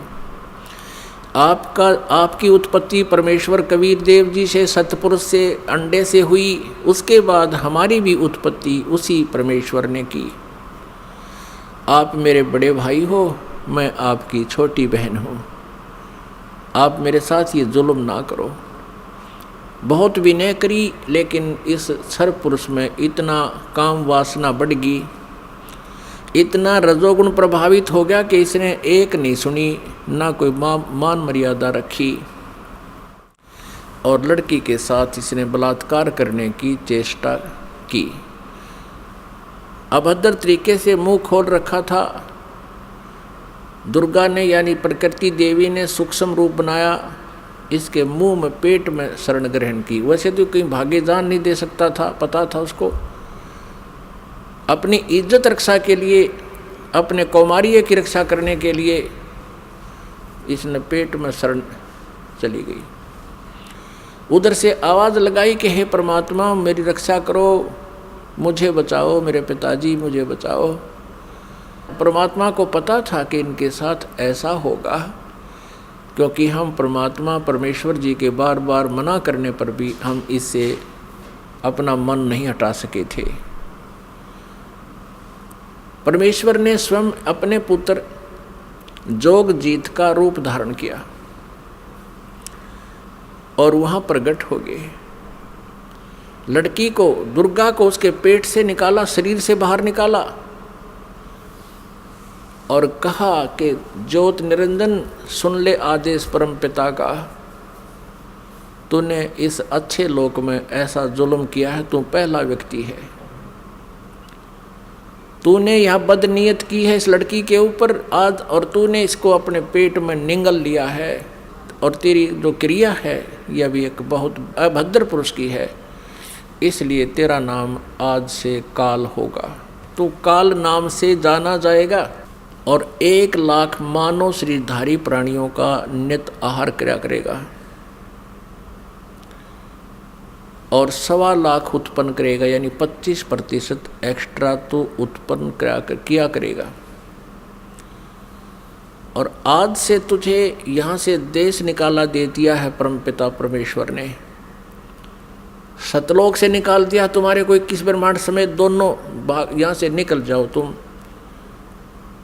इतना ही कहा था, उसी समय ये 21 ब्रह्मांड वहाँ से ऐसे चल पड़े जैसे विमान स्पीड पकड़ लेता है। और इस प्रकृति देवी से, दुर्गा से परमात्मा ने कहा कि बेटी तुमने अपने पैर पर आप कवाड़ा मारा है, अब तुम सब इच्छा से इसके साथ जा रहे हो और पिताजी के दिल से तुम उतर गई, क्योंकि वहाँ परमात्मा अपना रूप बदले हुए खड़े थे। अब तुम यहाँ नहीं रह सकते। 21 ब्रह्मांड सतलोक से चले और सत्यलोक से, बाहरी अक्षेत्र से, सीमा से 16 शंख कोश, जैसे अरब खरब हैं, नील पद्म 10 पद्म, फिर शंख 10 शंख, ऐसे 16 शंख कोश। एक कोश लगभग 3 किलोमीटर का होता है, 48 शंख किलोमीटर समझो। ये 21 ब्रह्मांड आगे। अब ज्योत निरंजन ने सोचा कि जो मेरे साथ होना था वो तो हो चुका है और मैं यहाँ का फुल फ्लैज हो गया, इंडिपेंडेंट हूँ, अब अपनी मर्जी चलाऊंगा। इसने फिर से उस दुर्गा के साथ दुर्व्यवहार शुरू किया, श्री देवी के साथ। श्री देवी ने, दुर्गा ने फिर कहा कि ज्योति निरंजन यानी क्षर पुरुष, तू आँख खोल ले। देखो, परमात्मा ने मुझे शक्ति दी है, वर्ड पावर दी है, शब्द शक्ति दी है। मैं वचन से जितने जीव तू कहेगा मैं उत्पन्न कर दूंगी तेरे यहाँ संसार के लिए। तू ये मैथुन सृष्टि प्रारंभ मत कर। लेकिन ये नहीं माना। दुर्गा ने फिर याचना की कि देख, पहले तो तू मेरा बड़ा भाई, मैं तेरी छोटी बहन, और दूसरे मैं तेरे पेट से निकलकर तेरे शरीर से बाहर आई हूँ, मैं तेरी पुत्री होगी। तू किसी नाते की तो लाज रख ले। लेकिन इस ज्योति निरंजन क्षर पुरुष ने उसकी एक नहीं सुनी। तो उसमें परमात्मा ने इस लड़की को प्रजनन इंद्रिय नहीं लगाई थी। फिर इस काल ने, ज्योति निरंजन ने, ये तब से सिद्धियां भी आ जाती हैं, अपनी सिद्धि शक्ति से प्रजनन इंद्रिय बनाई। दुर्गा से बाई फोर्स विवाह किया और फिर इन 3 पुत्रों की उत्पत्ति हुई। रजगुण युक्त ब्रह्मा जी, सतगुण युक्त विष्णु जी, तमगुण युक्त शिव जी। इन तीनों को एक एक गुण युक्त कर दिया। एक एक गुण युक्त कैसे किया? इस काल ने एक ब्रह्मांड के ऊपर टॉप मोस्ट प्लेस पर, शिखर में एक गुप्त स्थान बना रखा है। उस गुप्त स्थान में दुर्गा और इस काल के अतिरिक्त कोई नहीं जा सकता। तो वहां इसने 3 स्थान बना रखे हैं। उस गुप्त स्थान पर, गुप्त क्षेत्र में 3 स्थान बना रखे हैं। एक रजोगुण प्रधान क्षेत्र, एक सतोगुण प्रधान क्षेत्र, एक तमोगुण प्रधान क्षेत्र। जैसे किसी मकान में 3 कमरे हों, 3 कक्ष, एक कक्ष में अश्लील चित्र लगे हों और दूसरे में साधु संत फकीरों के, महापुरुषों के चित्र लगे हों और तीसरे में सूरवीरों के, शहीदों के चित्र लगे हों। जिसमें व्यक्ति उन अश्लील चित्र लगे हुए कक्ष में प्रवेश करेगा तो वहां जाकर उसका स्वभाव वैसा ही बन जाएगा, बट नेचुरल है। और फिर वो जाएगा उस जहाँ साधु संत फकीरों के चित्र लगे हैं, उसमें जाता है तो उसका एकदम विचार भाव बहुत ही विनम्र हो जाता है और भाव बदल जाते हैं। ऐसे ही जब वो जिस कक्ष में सूरवीरों के, शहीदों के चित्र लगे हैं तो वहाँ जाते ही उसका अपने आप मनोबल उसी प्रकार का हो जाता है, स्वभाव बन जाता है। तो ठीक इसी प्रकार इन तीनों पुत्रों को, रजगुण युक्त ब्रह्मा जी को जब कैसे बनाया कि दुर्गा को अपनी पत्नी रूप में, इस श्री देवी को पत्नी रूप में रखा। जब ये रजोगुण प्रधान क्षेत्र में निवास करने लगे तो उस समय इस क्षर पुरुष ने, ज्योति निरंजन ने अपने 5 मुख बना लिए और वहाँ रहने लगे। इन दोनों के संयोग से जो पुत्र उत्पन्न हुआ वो पंचमुखी हो गया। और जब तक वो रजोगुण प्रधान क्षेत्र में रहे, इन दोनों का मनोभाव ऐसा ही बना रहा, जिस कारण से वो सभी गुण ब्रह्मा जी में प्रवेश कर गए। और फिर बचपन से ही ब्रह्मा जी को इन्होंने कोमा में कर दिया, परवरिश जारी रखी। जैसे देखा है, एक बता रहा था जी 10 वर्ष से एक लड़का कोमा में है, एक व्यक्ति का कोमा में, एक पाइप के द्वारा उसमें आहार पेट में भेज देते हैं। तो ऐसे रखते हैं, ये कोमा में रखते हैं, युवा होने पर इनको सचेत कर देते हैं। अब दूसरा क्षेत्र जो सतोगुण प्रधान क्षेत्र है, उसमें ये काल विष्णु रूप बना लेता है, ये क्षर पुरुष, और अपनी पत्नी दुर्गा को वहाँ रखता है महालक्ष्मी रूप बना के। इन दोनों के संयोग से सतोगुण प्रधान क्षेत्र में जो पुत्र उत्पन्न होता है वो वैसा ही सतोगुण युक्त हो जाता है। और फिर विष्णु जी को भी ऐसे ही ये कोमा में रखते हैं, युवा होने पर इसको भी सचेत कर देते हैं। फिर ये तीसरे तमोगुण प्रधान क्षेत्र में चले जाते हैं। कौन? ये क्षर पुरुष और दुर्गा। अब श्री देवी का वहाँ रूप पार्वती जैसा बना लेते हैं और स्वयं ये शिव रूप बना लेता है। जैसे शिव जी का आप रूप देखते हो ऐसा ही। तो शिव रूप बना लेता है, और उस तमोगुण प्रधान क्षेत्र में रहते हैं, वहाँ इनके संयोग से जो पुत्र उत्पन्न होता है वो ऑटोमेटिकली तमगुण युक्त हो जाता है। और जब वो पुत्र बड़ा होता है उससे पहले उसको कोमा में रखते हैं, उसी तरह युवा होने पर उनको सचेत कर देते हैं। जब ये युवा हो जाते हैं तीनों को इकट्ठा कर देते हैं। इकट्ठा करके फिर ये काल क्या कहता है, जब ये तीनों पुत्र युवा हो गए और कार्य करने योग्य हो गए, सृष्टि की स्थिति ये संभालने योग्य हो गए, तब इस काल ने क्षरब्रह्म ने क्षरपुरुष ने कहा अपनी पत्नी दुर्गा से कि आज के बाद मैं किसी के समक्ष अपने ओरिजिनल वास्तविक रूप में नहीं आऊँगा, ये मेरी प्रतिज्ञा है। और आप जाओ नीचे इन लोकों में 21 ब्रह्मांडों में और संभालो सारी सृष्टि को। अब दुर्गा ने कहा कि ज्योति निरंजन मैं तेरे बस पड़ गई हूँ, अपने पैर पे मैंने आपको हड़ा मार रखा है, कुल्हाड़ी मार ली, अब तू जैसे नाच नचाएगा मुझे नाचना पड़ेगा। एक बात बता, मैं स्त्री अकेली कैसे इतने लंबे चौड़े ब्रह्मांड को चलाऊंगी, आप मेरे साथ रहोगे तो मुझे सहयोग मिलेगा। तब उसने कहा कि मैं गुप्त रहूँगा, कभी किसी के समक्ष नहीं आऊँगा, अपनी योग माया से छुपा रहूँगा, लेकिन मैं तेरा सहयोग पल पल पर देता रहूँगा। तू तो केवल निमित्त मात्र होगी, जो भी कुछ करूँगा मैं अपना आप करूँगा, मेरे कर्म अलौकिक होंगे। इतना कहकर दुर्गा को इन तीनों पुत्रों के पास भेज दिया। दुर्गा ने इन तीनों को सचेत किया, एक स्थान पर इकट्ठा कर दिया प्रेरणा कर करके। तब इनसे कहा कि तुम तीनों कार्य करो अपना अपना, ब्रह्मा सृष्टि उत्पत्ति और विष्णु सतिथि और शिव संहार करो। तब इन्होंने कहा कि माता कहीं स्थान तो है ही नहीं, सब जल ही जल है, हम कहाँ रहेंगे। इनको वहाँ समुद्र के अंदर अक्षीर समुद्र में रखा हुआ था। तब दुर्गा ने कहा कि तुम चलो तीनों विमान में बैठो। इनको बहुत कुछ दिखाया, ऊपर के लोक लाख दिखाए सारे। फिर इन तीनों को की 3 राजधानियां बना रखी हैं, एक शिवपुरी, एक विष्णुपुरी और एक ब्रह्मापुरी। शिवलोक कहो से शिवपुरी कहो, ब्रह्मापुरी को चाहे ब्रह्मालोक कहो, और विष्णुपुरी को चाहे विष्णुलोक कहो। इनको तीनों को एक एक लोक में भेज दिया, अपनी न्यारी स्थान दे दिए। फिर इनसे कहा कि तीनों से कहा कि जाओ तुम सागर मंथन करो।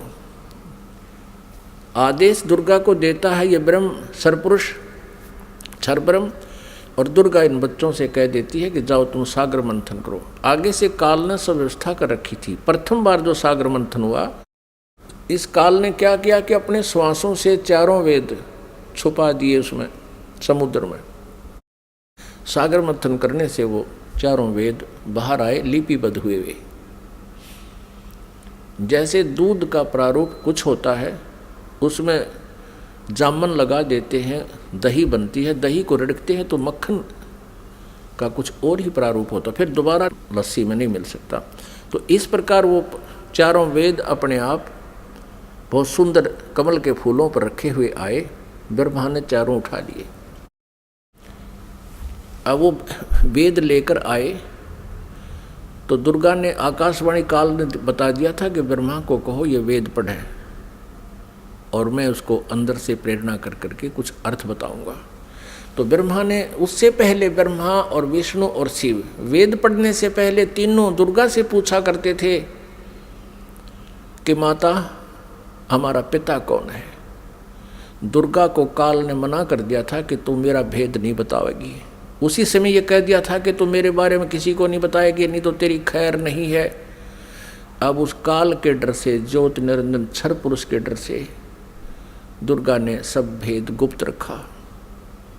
अपने पुत्रों को बताया, बेटा तुम्हारा कोई पिता नहीं, मैं ही तुम्हारी माता हूँ, मैं ही तुम्हारा पिता हूँ, मैं ही सारी सृष्टि की रचनहार हूँ। तो बच्चों ने मान लिया जैसे माँ बताती है। जब ब्रह्मा जी ने वेदों को पढ़ा, उसमें देखा कि सृष्टि रचनहार तो कोई और है, वो परम अक्षर ब्रह्म है। ब्रह्मा ने पूछा माता ये वेद कैसे मिले हमारे को? दुर्गा ने कहा ये भगवान ने दिए हैं भाई, ये गॉड गिवन है। अच्छा, तो फिर ब्रह्मा ने कहा माता वेदों में लिखा है कि परमात्मा साकार है, मनुष्य सदृश है, सह शरीर है, और आप कह रही हो कि तुम्हारा कोई पिता नहीं। वेदों में लिखा है कि वो उसी ने सब कुछ, सबकी रचना की है, सबका रचनहार है, कुल का मालिक है। तो अब वेद झूठे नहीं हो सकते क्योंकि गॉड गिवन बता रही आप। अब दुर्गा फंस गई, अपने आत्मा कितनी झूठ बोल ले, सच्चाई ऊपर आए बिना रहा नहीं करती। कहते हैं चोर चुरावे तुमड़ी गाड्डे पानी में, वह गाड्डे वह ऊपर आवे, में सच्चाई छनी नहीं। फिर दुर्गा ने कहा बेटा बात सुनो, वो निराकार है, वो किसी को दिखाई नहीं देगा, और क्यों व्यर्थ प्रयत्न करते हो, वो निराकार है। अब ब्रह्मा ने कहा माता अब आपकी बातों पर मुझे अविश्वास हो गया। पहले तो मैं आपकी प्रत्येक बात को सिरोधार्य करता था, सत्य मानता था, लेकिन आज आपकी बात में फर्क पड़ गया। अब मैं नहीं मानूंगा आपसे, मुझे परमात्मा चाहिए, क्योंकि ये आत्मा जब से उस परमेश्वर से बिछड़ी है तभी से उसका अभाव महसूस कर रही है, और उसी समय से खोज में लग गई। यहाँ हम आगे जहाँ हम उसको जिस विधि से खोजना चाहते हैं वो मिल नहीं सकता, क्योंकि चारों वेदों में केवल ब्रह्म तक के पाने की, इस क्षर पुरुष तक के पाने की विधि लिखी है। उस परम अक्षर ब्रह्म के पाने की विधि इसमें ऑप्शन छोड़ रखा है। यजुर्वेद अध्याय नंबर 40 के मंत्र नंबर 10 से लेकर 13 में स्पष्ट किया है। जो वेद ज्ञानदाता ब्रह्म कह रहा है कि उस परमेश्वर के बारे में कोई तत्वदर्शी संत बताओगे, उनसे पूछो। ये वेद भी यही कहते हैं। वेदों का सारांश गीता जी है। गीता जी अध्याय नंबर 4 के श्लोक नंबर 34 में भी यही कहा है। ये गीता ज्ञानदाता ये क्षर पुरुष है, श्री कृष्ण में प्रवेश करके बोलता है। वो भी यही कहता है कि उस परमात्म तत्व की जानकारी की तत्वदर्शी संतों से जाकर समझो, वो बताओगे। तो वेदों में जो प्रमाण लिखा है, तो ब्रह्मा ने सोचा कि वेदों में लिखा है कि ओम का नाम है और ओम नाम से जाप करूंगा मैं। और हठ योग कैसे शुरू किया इसने? अब वेदों में हठ योग करना नहीं लिखा, जैसे तप करते हैं ये ऋषि महर्षि, ये नहीं लिखा कहीं पर भी। लेकिन वो तप कहाँ से ग्रहण किया? इस तप वाला जो हठ योग की साधना कहाँ से ग्रहण करी ब्रह्मा ने? ब्रह्मा जी जब उत्पन्न हुआ, श्री विष्णु जी के नाभि से कमल निकला और उसके ऊपर ये बैठे विराजमान पाया अपने आप को। काफ़ी समय तक उस डंठल को पकड़कर नीचे उतरा, ऊपर नीचे घूमा, कहीं और छोर नहीं मिला, तो वापस उस कमल के फूल पर आकर विराजमान हो गया। तब आकाशवाणी करी क्षर पुरुष ने, ज्योति निरंजन ने, कि तप करो तप करो। अब ब्रह्मा ने वो आकाशवाणी परमेश्वर की मान कर तप शुरू कर दिया। जब इसने 1000 वर्ष तक तप कर लिया, फिर आकाशवाणी हुई कि सृष्टि करो। अब तप से बैटरी चार्ज होगी। तो अब ब्रह्मा जी ने सोचा वेदों में जो लिखा है ये भी भगवान की वाणी, और जो मैंने सुना हुआ भी भगवान की वाणी। अब वेदों में जो ज्ञान है वो परमेश्वर परम अक्षर ब्रह्म का दिया हुआ है। 5 वेद दिए थे परमेश्वर ने इस क्षर पुरुष को, इसके अंतःकरण में फीड कर दिए थे। अब जैसे किसी अंतःकरण में फीड कर दिए तो समय रख दिया परमात्मा ने, उसके बाद वो अपने आप बाहर आने थे वो बाहर, 5 आगे। लेकिन इसने देखा पढ़ करके 5वें वेद में बहुत जानकारी थी परमपिता की, सत्य पुरुष की, परम अक्षर ब्रह्म की। इसने उसको नष्ट कर दिया और 4 वेद दे दिए। अब चारों वेदों को ब्रह्मा जी ने पढ़ा तो कहा माता इसमें ओम नाम लिखा है और मैं परमात्मा को पाऊंगा। दुर्गा ने कहा कि यदि तेरा पिता तुझे नहीं मिला, तू कहाँ जा रहा है, तो तू क्या करेगा भाई अगर तेरे को तेरा पिता नहीं मिला, क्योंकि उसने प्रतिज्ञा कर रखी है तुम्हें दर्शन नहीं देगा। तो ब्रह्मा ने कहा कि मैं तुझे अपनी शकल नहीं दिखाऊंगा यदि भगवान नहीं मिला, क्योंकि वेदों में लिखा ओम, यजुर्वेद अध्याय नंबर 40 के मंत्र नंबर 15 में स्पष्ट किया कि ओम कर्तु समर कल्वे समर कर्तुम समर। इसलिए ये ओम नाम है क्षर पुरुष का, ब्रह्म तक का, क्षर ब्रह्म का। और परम अक्षर ब्रह्म के बारे में वेदों में ज्ञान नहीं है साधना का, लेकिन उसकी महिमा बहुत लिखी है। तीन वेदों को पढ़ने वालों ने परमात्मा की महिमा तो पूर्ण परमात्मा वाली ग्रहण कर ली और साधना इस ब्रह्म वाली कर ली। जानकारी परम अक्षर ब्रह्म की अधिक है, जिसको परम अक्षर ब्रह्म कहते हैं, सत्पुरुष भी कहते हैं, लेकिन उसके पाने का मेथड नहीं है, वे ऑफ वर्शिप नहीं है। वे ऑफ वर्शिप यानी पूजा की विधि केवल ब्रह्म तक की है, वो ओम नाम है। गीता जी अध्याय नंबर 17 के श्लोक नंबर 23 में तीन मंत्र के जाप का प्रावधान है। ओम तत्सत इति निर्देश है ब्रह्मण त्रिविध समर्थ है। और गीता जी अध्याय नंबर 15 के श्लोक नंबर 1 से 4 में और 16 और 17 में विस्तार से विवरण दिया गया है कि इस संसार रूपी वृक्ष के तना कौन है, जड़ कौन है और शाखा कौन है, डार कौन है, पत्ते क्या हैं। इनको जो जानता है वो तत्वदर्शी संत है। और उसमें 16 और 17 श्लोक में 15वें अध्याय के गीता जी में सरपुरुष, अक्षर पुरुष और परम अक्षर ब्रह्म, यानी उस उत्तम पुरुष है तू अन्य, इन सरपुरुष और अक्षर पुरुष से कोई अन्य है, वो परम अक्षर ब्रह्म है। गीता जी अध्याय नंबर 8 के श्लोक नंबर 1 में अर्जुन ने पूछा कि आप जी ने जो अध्याय नंबर 7 के मंत्र 29 में जिस तत्ब्रह्म के बारे में कहा प्रभु वो किम तत्ब्रह्म, उसका उत्तर गीता ज्ञानदाता ने 8वें अध्याय के 3रे श्लोक में दिया है कि वो परम अक्षर ब्रह्म है और वही सबका सृष्टि रचनहार है। तीनों लोकों में प्रवेश करके सबका धारण पोषण करता है, 15वें अध्याय के 17वें श्लोक में स्पष्ट किया है। तो वो परम अक्षर ब्रह्म है, उसकी जानकारी वेदों में पाने की नहीं है, वो तो तत्वदर्शी संत बताएगा, ये दास बताएगा, परमात्मा ने भेजा है उस इसी उद्देश्य से। वो ना होने से ब्रह्मा जी ने ओम नाम का जाप किया, 4 युग तक समाधि लगा के हठ योग भी किया। तब दुर्गा ने अपने वचन से एक लड़की उत्पन्न की और उससे कहा कि बेटी आप जाओ और ब्रह्मा को जो समाधिस्थ है उसको उठाओ और कहो कि आपको माता याद कर रही है, तेरे बिना सृष्टि नहीं रची जा रही। अब 4 युग जब बीत गए, आकाशवाणी की दुर्गा को सरपुरुष ने कि दुर्गा सृष्टि रचो। दुर्गा ने कहा, प्रकृति देवी ने कहा कि आपका ज्येष्ठ पुत्र आपकी खोज में गया है, मेरे मना करते करते भी गया है। तब आकाशवाणी से कहा उस काल ने, सरपुरुष ने, कि उसको बुलाओ, मैं कभी दर्शन नहीं दूंगा। तब वो लड़की वहाँ भेजी। लड़की ने जाकर के देखा कि आवाज़ लगाई, ब्रह्मा उठा नहीं। तब दुर्गा से अपना आकाश यानी अंदर से अंतःकरण से फ़ोन किया, टेलीफोन किया कि माता ये उठ नहीं रहा, अब क्या करूं, बहुत आवाज़ लगा ली। दुर्गा ने कहा कि तू इसके चरण स्पर्श कर। चरण स्पर्श करते ही ब्रह्मा की आंखें यानी समाधि टूट गई। सामने देखा युवा लड़की को। ब्रह्मा जी ने कहा कि तू कौन कुलटा आ गई है, तुझे मैं श्राप दूंगा, तू मेरा तप भंग करने को आई है। तब लड़की ने कहा मेरे को माता ने भेजा है और आपके बिना सृष्टि रची नहीं जा रही है, बहुत चिंता है माता को, आप चलो। तब ब्रह्मा ने कहा कि कैसे चलूं, पिता के दर्शन हुए नहीं। माँ से मैं प्रतिज्ञा करके आया था कि यदि प्रभु मुझे प्राप्त नहीं हुए तो मैं तुझे शकल नहीं दिखाऊंगा, दर्शन नहीं दूंगा, लौट कर नहीं आऊँगा। अब कैसे चलो, मुझे परमात्मा मिला नहीं। फिर ब्रह्मा ने कहा कि तू एक काम कर, मेरी झूठी गवाही दे दे तो मैं तेरे साथ चल पड़ूँ। अब उस लड़की ने सोचा कि माँ का कार्य नहीं हुआ तो अक्षुब्ध होगी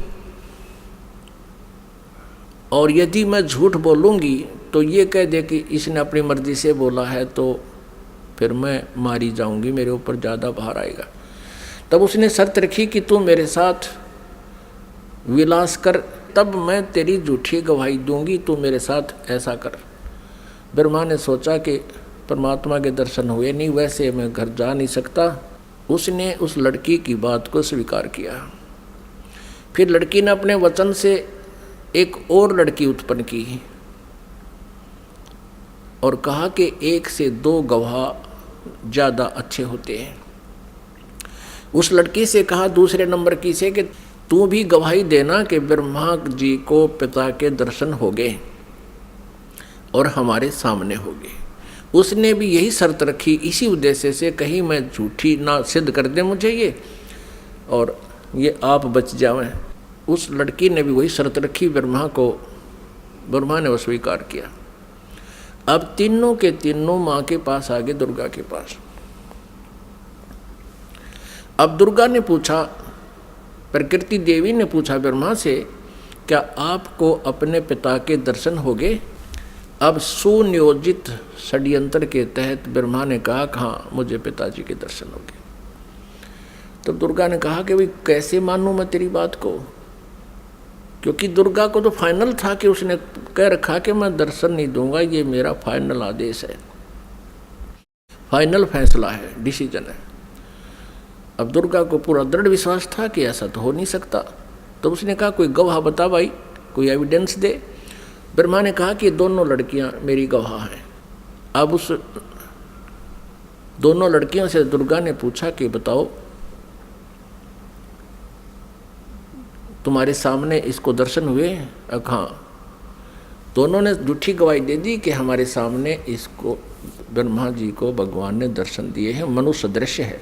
क्योंकि वेदों में लिखा है, यजुर्वेद अध्याय नंबर 5 के श्लोक नंबर 1 में और 5 के मंत्र नंबर 8 में, तो 8 में तो 3 बार लिखा भगवान के विषय में, और यजुर्वेद अध्याय नंबर 5 के श्लोक नंबर 1 मंत्र में 2 बार लिखा, अग्ने तनुरसी विष्णुवे तवा सोमस्य तनुरसी। परमात्मा सहशरीर है, उस परमेश्वर का सबके धारण पोषण करने के लिए उस अमर पुरुष का शरीर है। और ऋग्वेद मंडल नंबर 1 सूक्त नंबर 31 मंत्र नंबर 18 में स्पष्ट किया है कि वो नरवत अग्नि, मनुष्यवत, मनुष्य के समान है वो परमात्मा।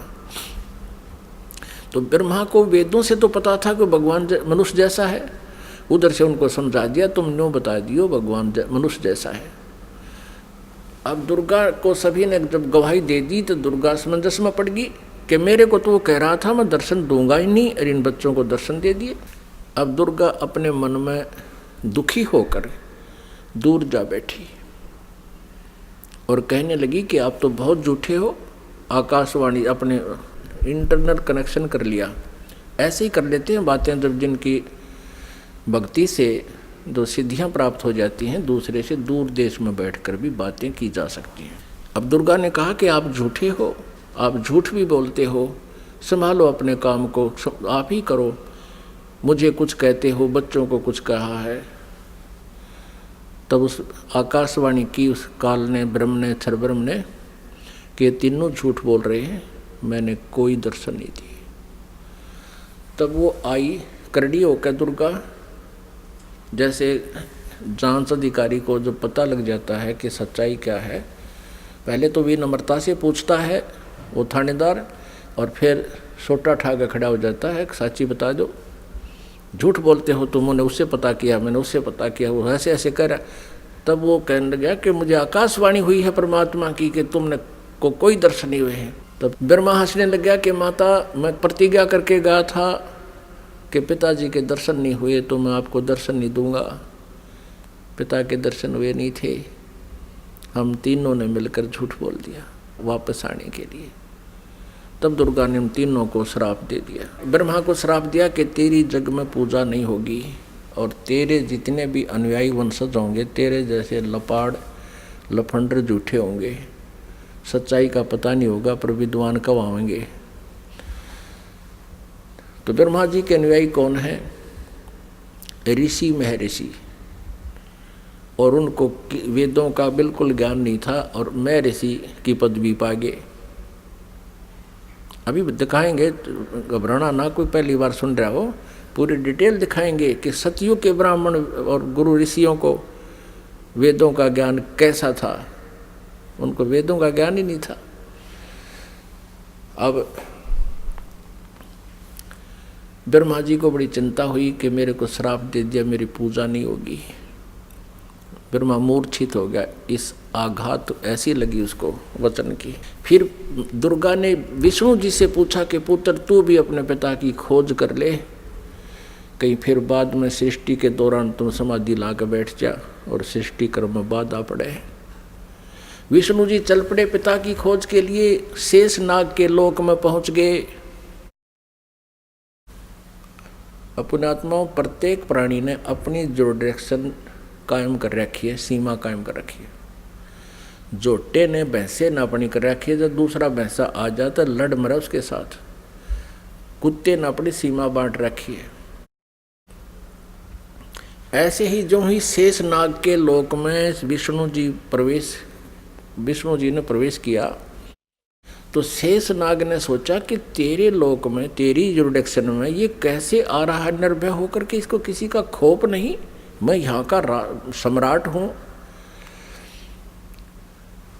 अब जो ही विष्णु जी निकट आए तो उसने 1000 फन ऐसे फैला लिए शेष नाग ने, और 1000 फनों से विष का फुहारा छोड़ दिया।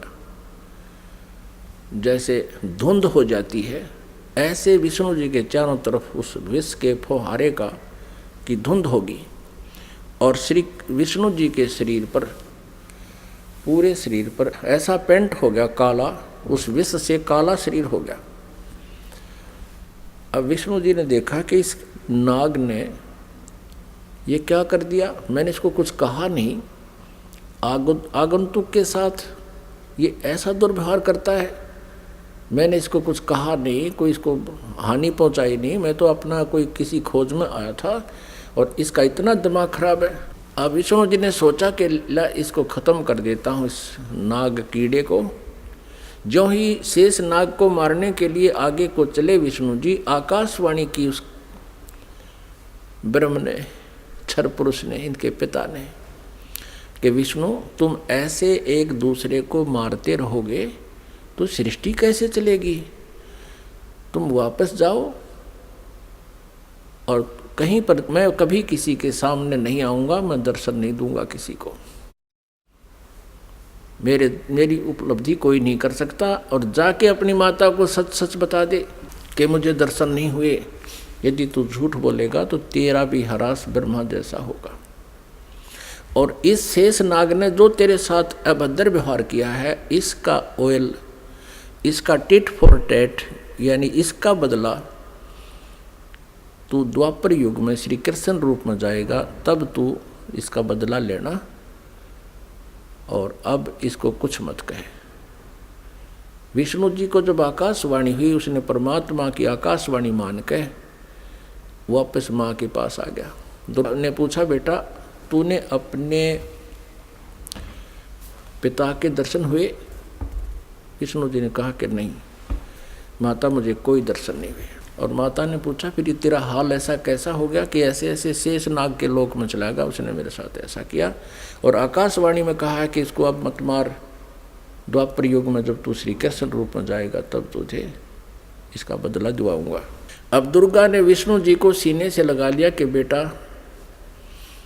तेरे को सतिथि का विभाग दिया जाएगा और तेरी पूजा जगमग होगी और तू बहुत सच्चा व्यक्ति है।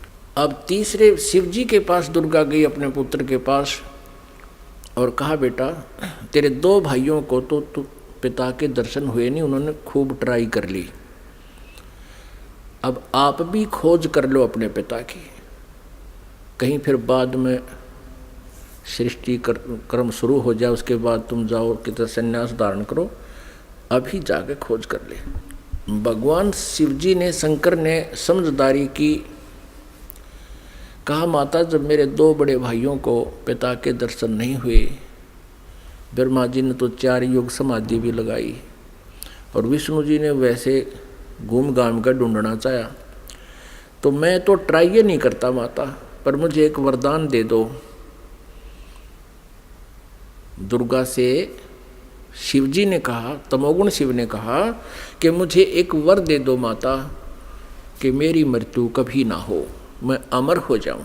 अब दुर्गा ने कहा कि बेटा, श्री देवी ने कहा कि पुत्र यहाँ ऐसा नहीं हो सकता, जिसका जन्म है उसकी मृत्यु होगी ही होगी, ये मेरे बस से बाहर की बात है, लेकिन मैं तुझे एक विधि बताती हूँ जिससे तेरी आयु सबसे अधिक हो जाएगी।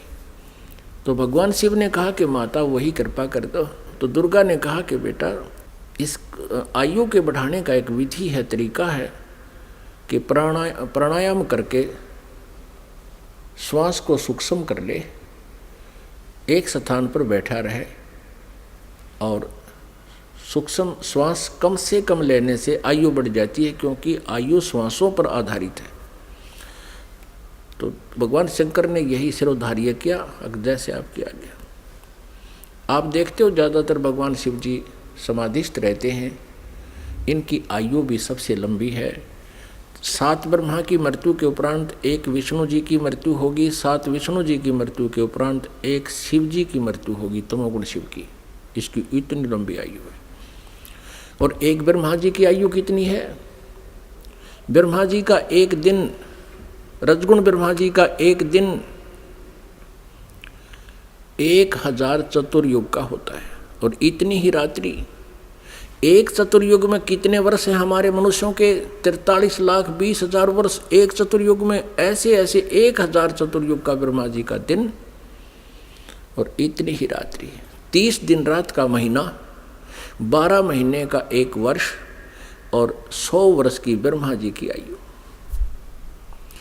इससे 7 गुना विष्णु जी की, सतगुण विष्णु जी की, और विष्णु जी से 7 गुना तम गुण शिव जी की।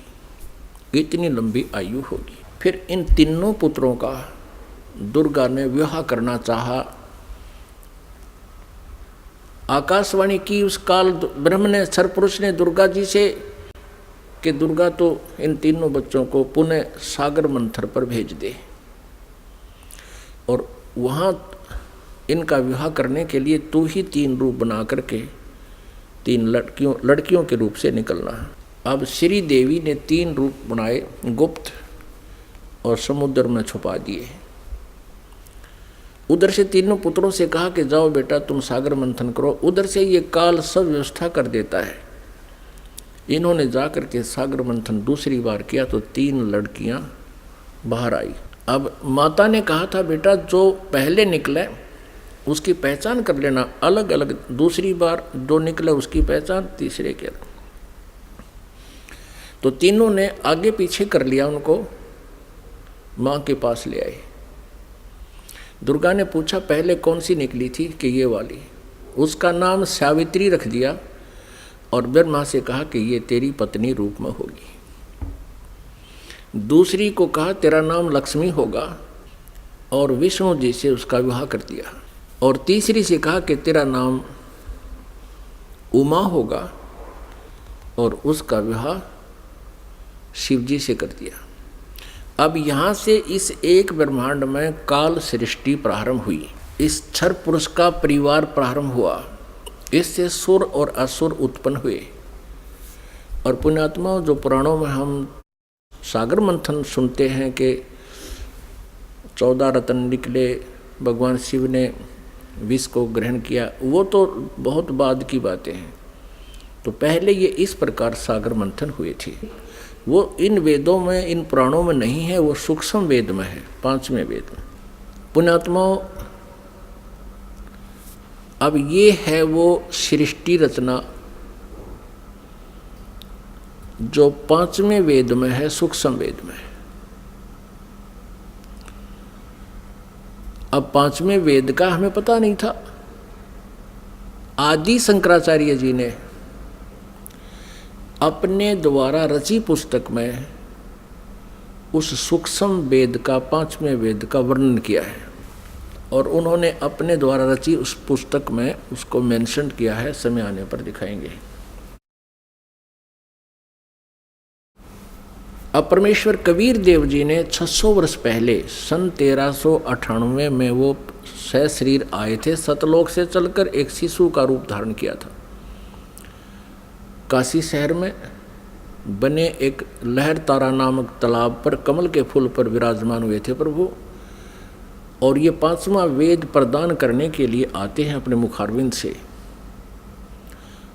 और उनको एक निसंतान जुल्हा दंपति उठा ले गए थे जुलाहे के घर प्रभु परवेश की लीला करते हुए बड़े हुए, वही कार्य करके दिखाया जनता को, क्योंकि ऐसी परमात्मा लीला किया करते हैं। वेदों में ऐसा ही लिखा है कि वो परमात्मा आता है प्रत्येक युग में, और ऐसे मनुष्य जैसे एक जीवन मनुष्य जैसे कर्म करके ये लीला करता हुआ अपना निर्वाह करके दिखाता है। ऋग्वेद मंडल नंबर 1 सूक्त नंबर 31 मंत्र नंबर 17 में।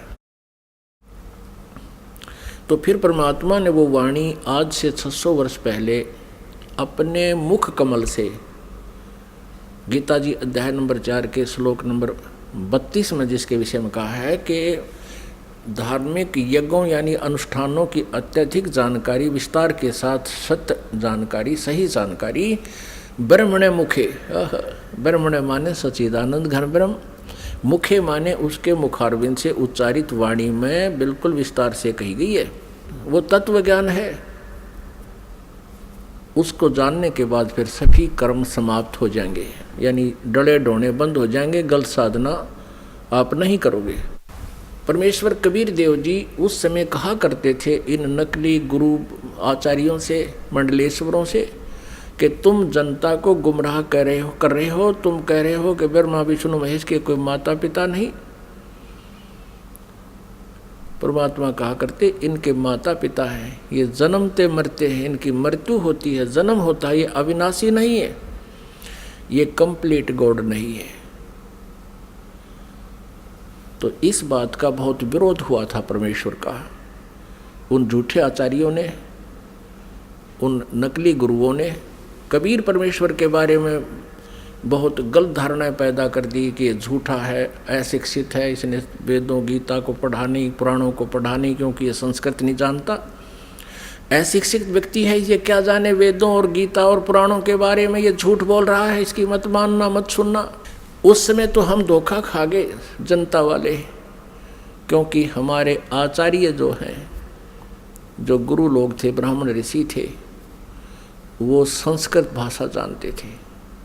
तो हमने ये सोचा कि ये सभी सदग्रंथ संस्कृत भाषा में विद्यमान हैं, लिखे हैं, तो कबीर जी संस्कृत नहीं जानते, क्योंकि ये किसी ब्राह्मण के पास पढ़े नहीं, इसलिए कबीर जी झूठ बोल रहे होंगे। ये हमारे गुरु, ये आचार्य, ये सत्य कह रहे हैं, इसलिए परमेश्वर के उस ज्ञान को हमने स्वीकारा नहीं, और उसी का खामियाना आज तक भुगत रहे हैं। हम भक्ति भी कर रहे हैं लेकिन शास्त्र विरुद्ध कर रहे हैं। हमें ज्ञान भी प्राप्त है, वो परमात्मा का ज्ञान नहीं है।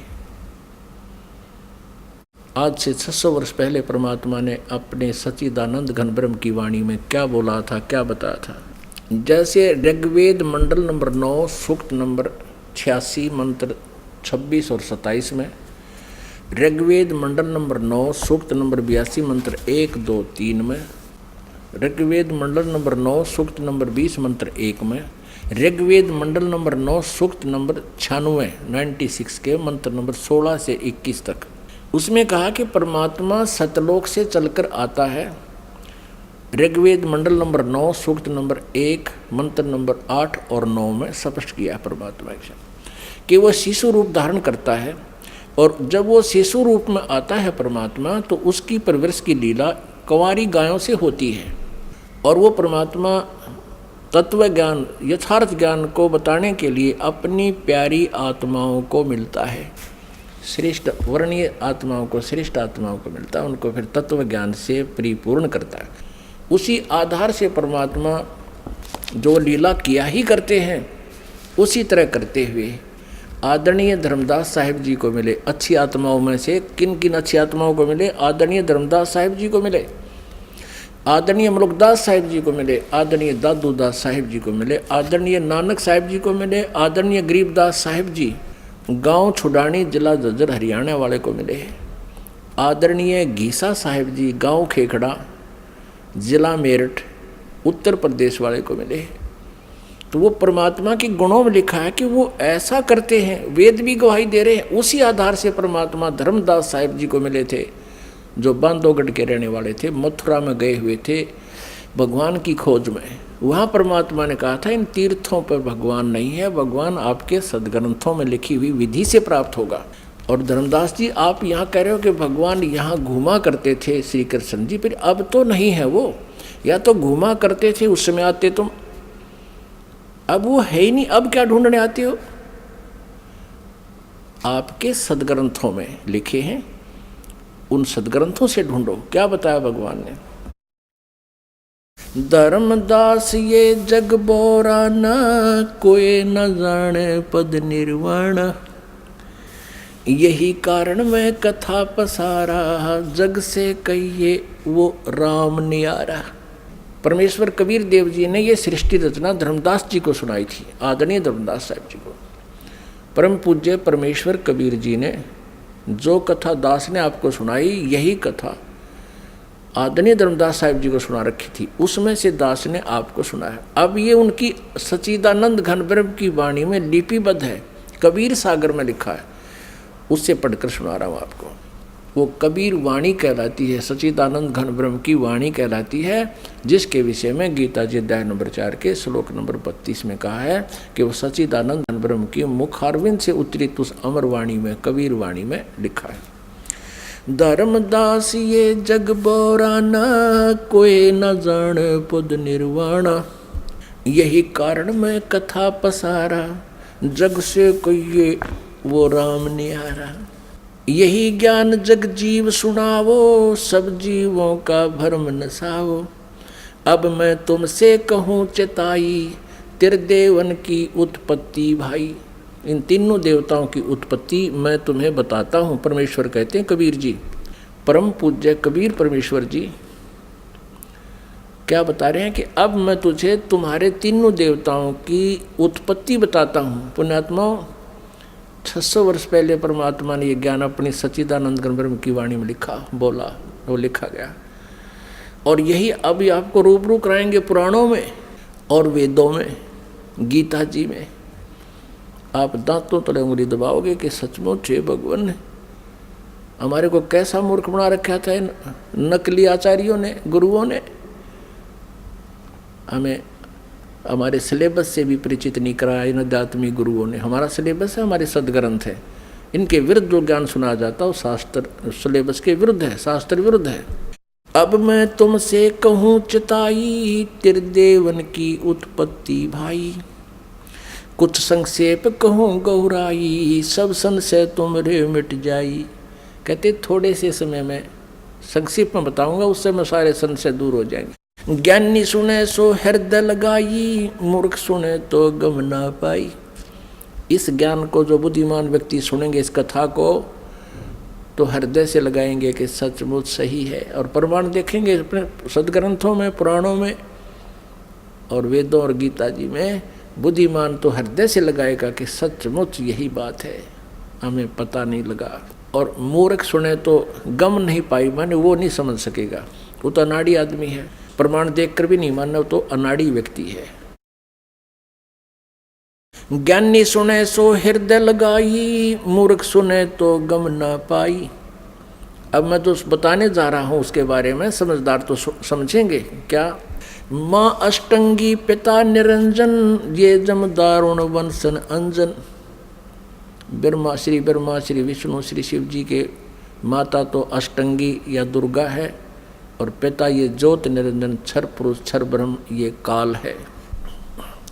माँ अष्टंगी पिता निरंजन, ये जमदारुण वंशन अंजन। पहले कीन निरंजन राई, पीछे से माया उपजाई। पहले तो कहते हैं ज्योत निरंजन क्षर ब्रह्म का अंडे से जन्म हुआ, उत्पत्ति हुई परमात्मा से ही, और पीछे से दुर्गा की उत्पत्ति की परमेश्वर ने ही, परम अक्षर ब्रह्म ने, सतपुरुष कबीर साहब ने। तो फिर क्या बताते हैं, पहले कीन निरंजन राई, पीछे से माया उपजाई।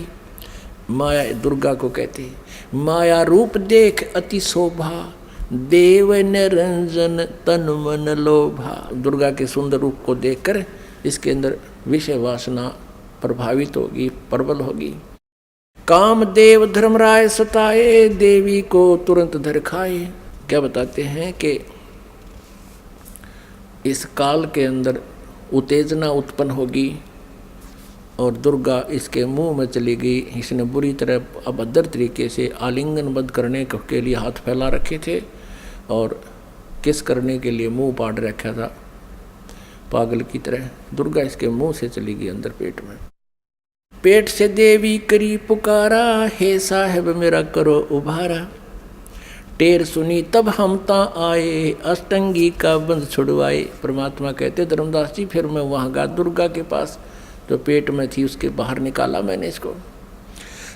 सतलोक में कीन्या दुराचारी, काल निरंजन दीन्या नकारी। माया समेत दिया भगाई, 16 शंख कोस दूरी पर आई। अष्टंगी और ये काल अब दोई, मंद कर्म से गए बिगोई। धर्मराय को हिकमत कीन्या, नख रेखा से भग कर लीना। इस काल को धर्मराय भी कहते हैं। इसने कसम खाई थी, प्रतिज्ञा की थी भगवान के सामने।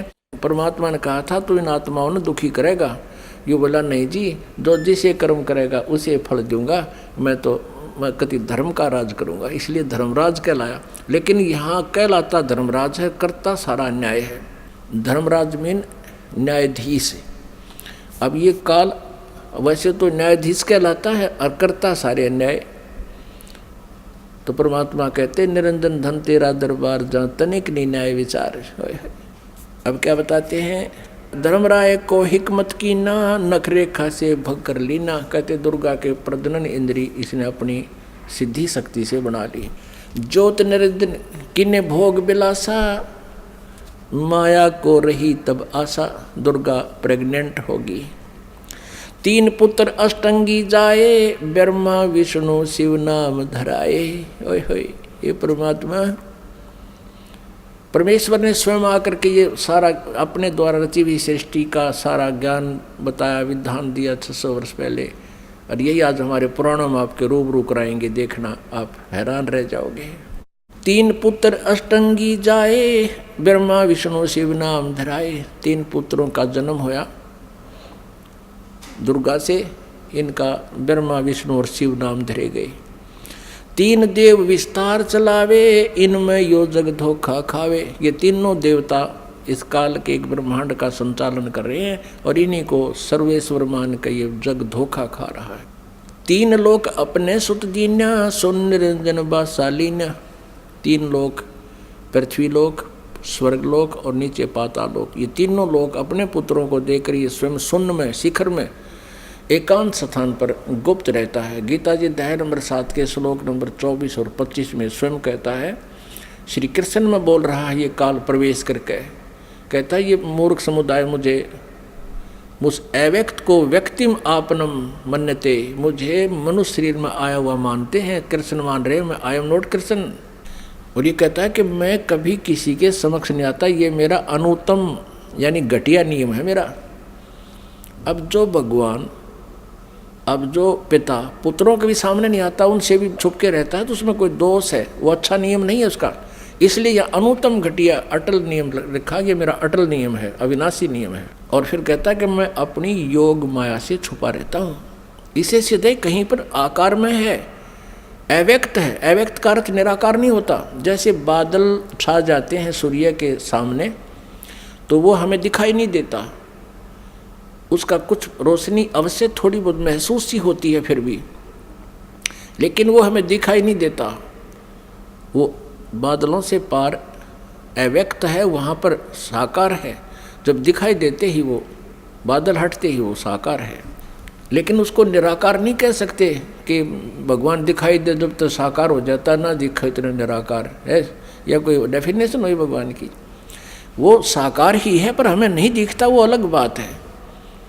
उसको अव्यक्त कह सकते हैं, जो दिखाई ना देता, हम देख नहीं पा रहे उसको, वो अलग बात है। लेकिन परमात्मा साकार है। निराकार और साकार की परिभाषा अलग अलग होती है। निराकार जो कभी ना दिखाई दे, जिसका कोई आकार है नहीं है, और साकार जो सह शरीर है, उसका कोई आकार है, उसको साकार कहते। जिन ज्ञानियों को ज्ञान नहीं, उन्होंने परमात्मा की परिभाषा बदल डाली अपने ज्ञान सोच के आधार पर, तो वो तत्व ज्ञानहीन प्राणी है। ये खुद भी कहता मैं छुपा रहता हूँ, कभी किसी के सामने नहीं आता। यही परमेश्वर की सच्चिदानंद घन ब्रह्म की वाणी बता रही है, कबीर वाणी, कि ये ज्योत निरंजन सुन ठिकाना, यानी ऊपर 21वें ब्रह्मांड के ऊपरले स्थान पर रहता है। और ब्रह्मा विष्णु शिव भेद न जाने, ब्रह्मा विष्णु महेश को भी नहीं पता वो कहाँ है, कौन है, कैसा है। तीन लोक अपने सुत दीना, सोन निरंजन बासालीना।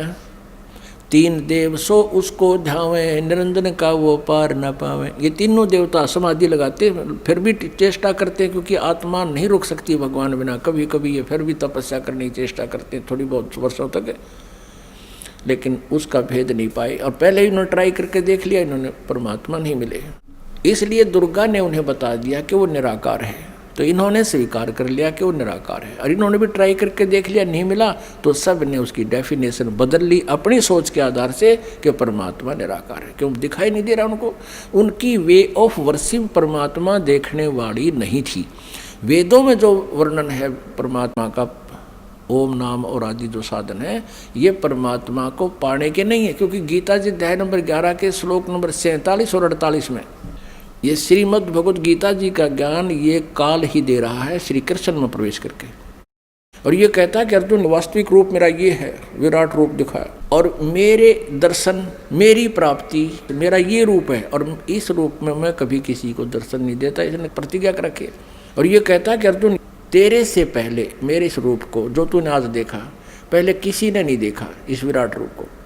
अब श्री कृष्ण गीता जी बोल रहे होते तो ये नहीं कहते कि मेरा ये विराट रूप, असली रूप ये है, ये काल रूप है, इसको किसी ने पहले नहीं देखा। क्योंकि श्री कृष्ण जी तो कौरवों की सभा में पहले अपना विराट रूप दिखा चुके थे, तो ये शब्द नहीं कहते जो श्रीमद् भगवद गीता अध्याय नंबर 11 के श्लोक 47 में कहा।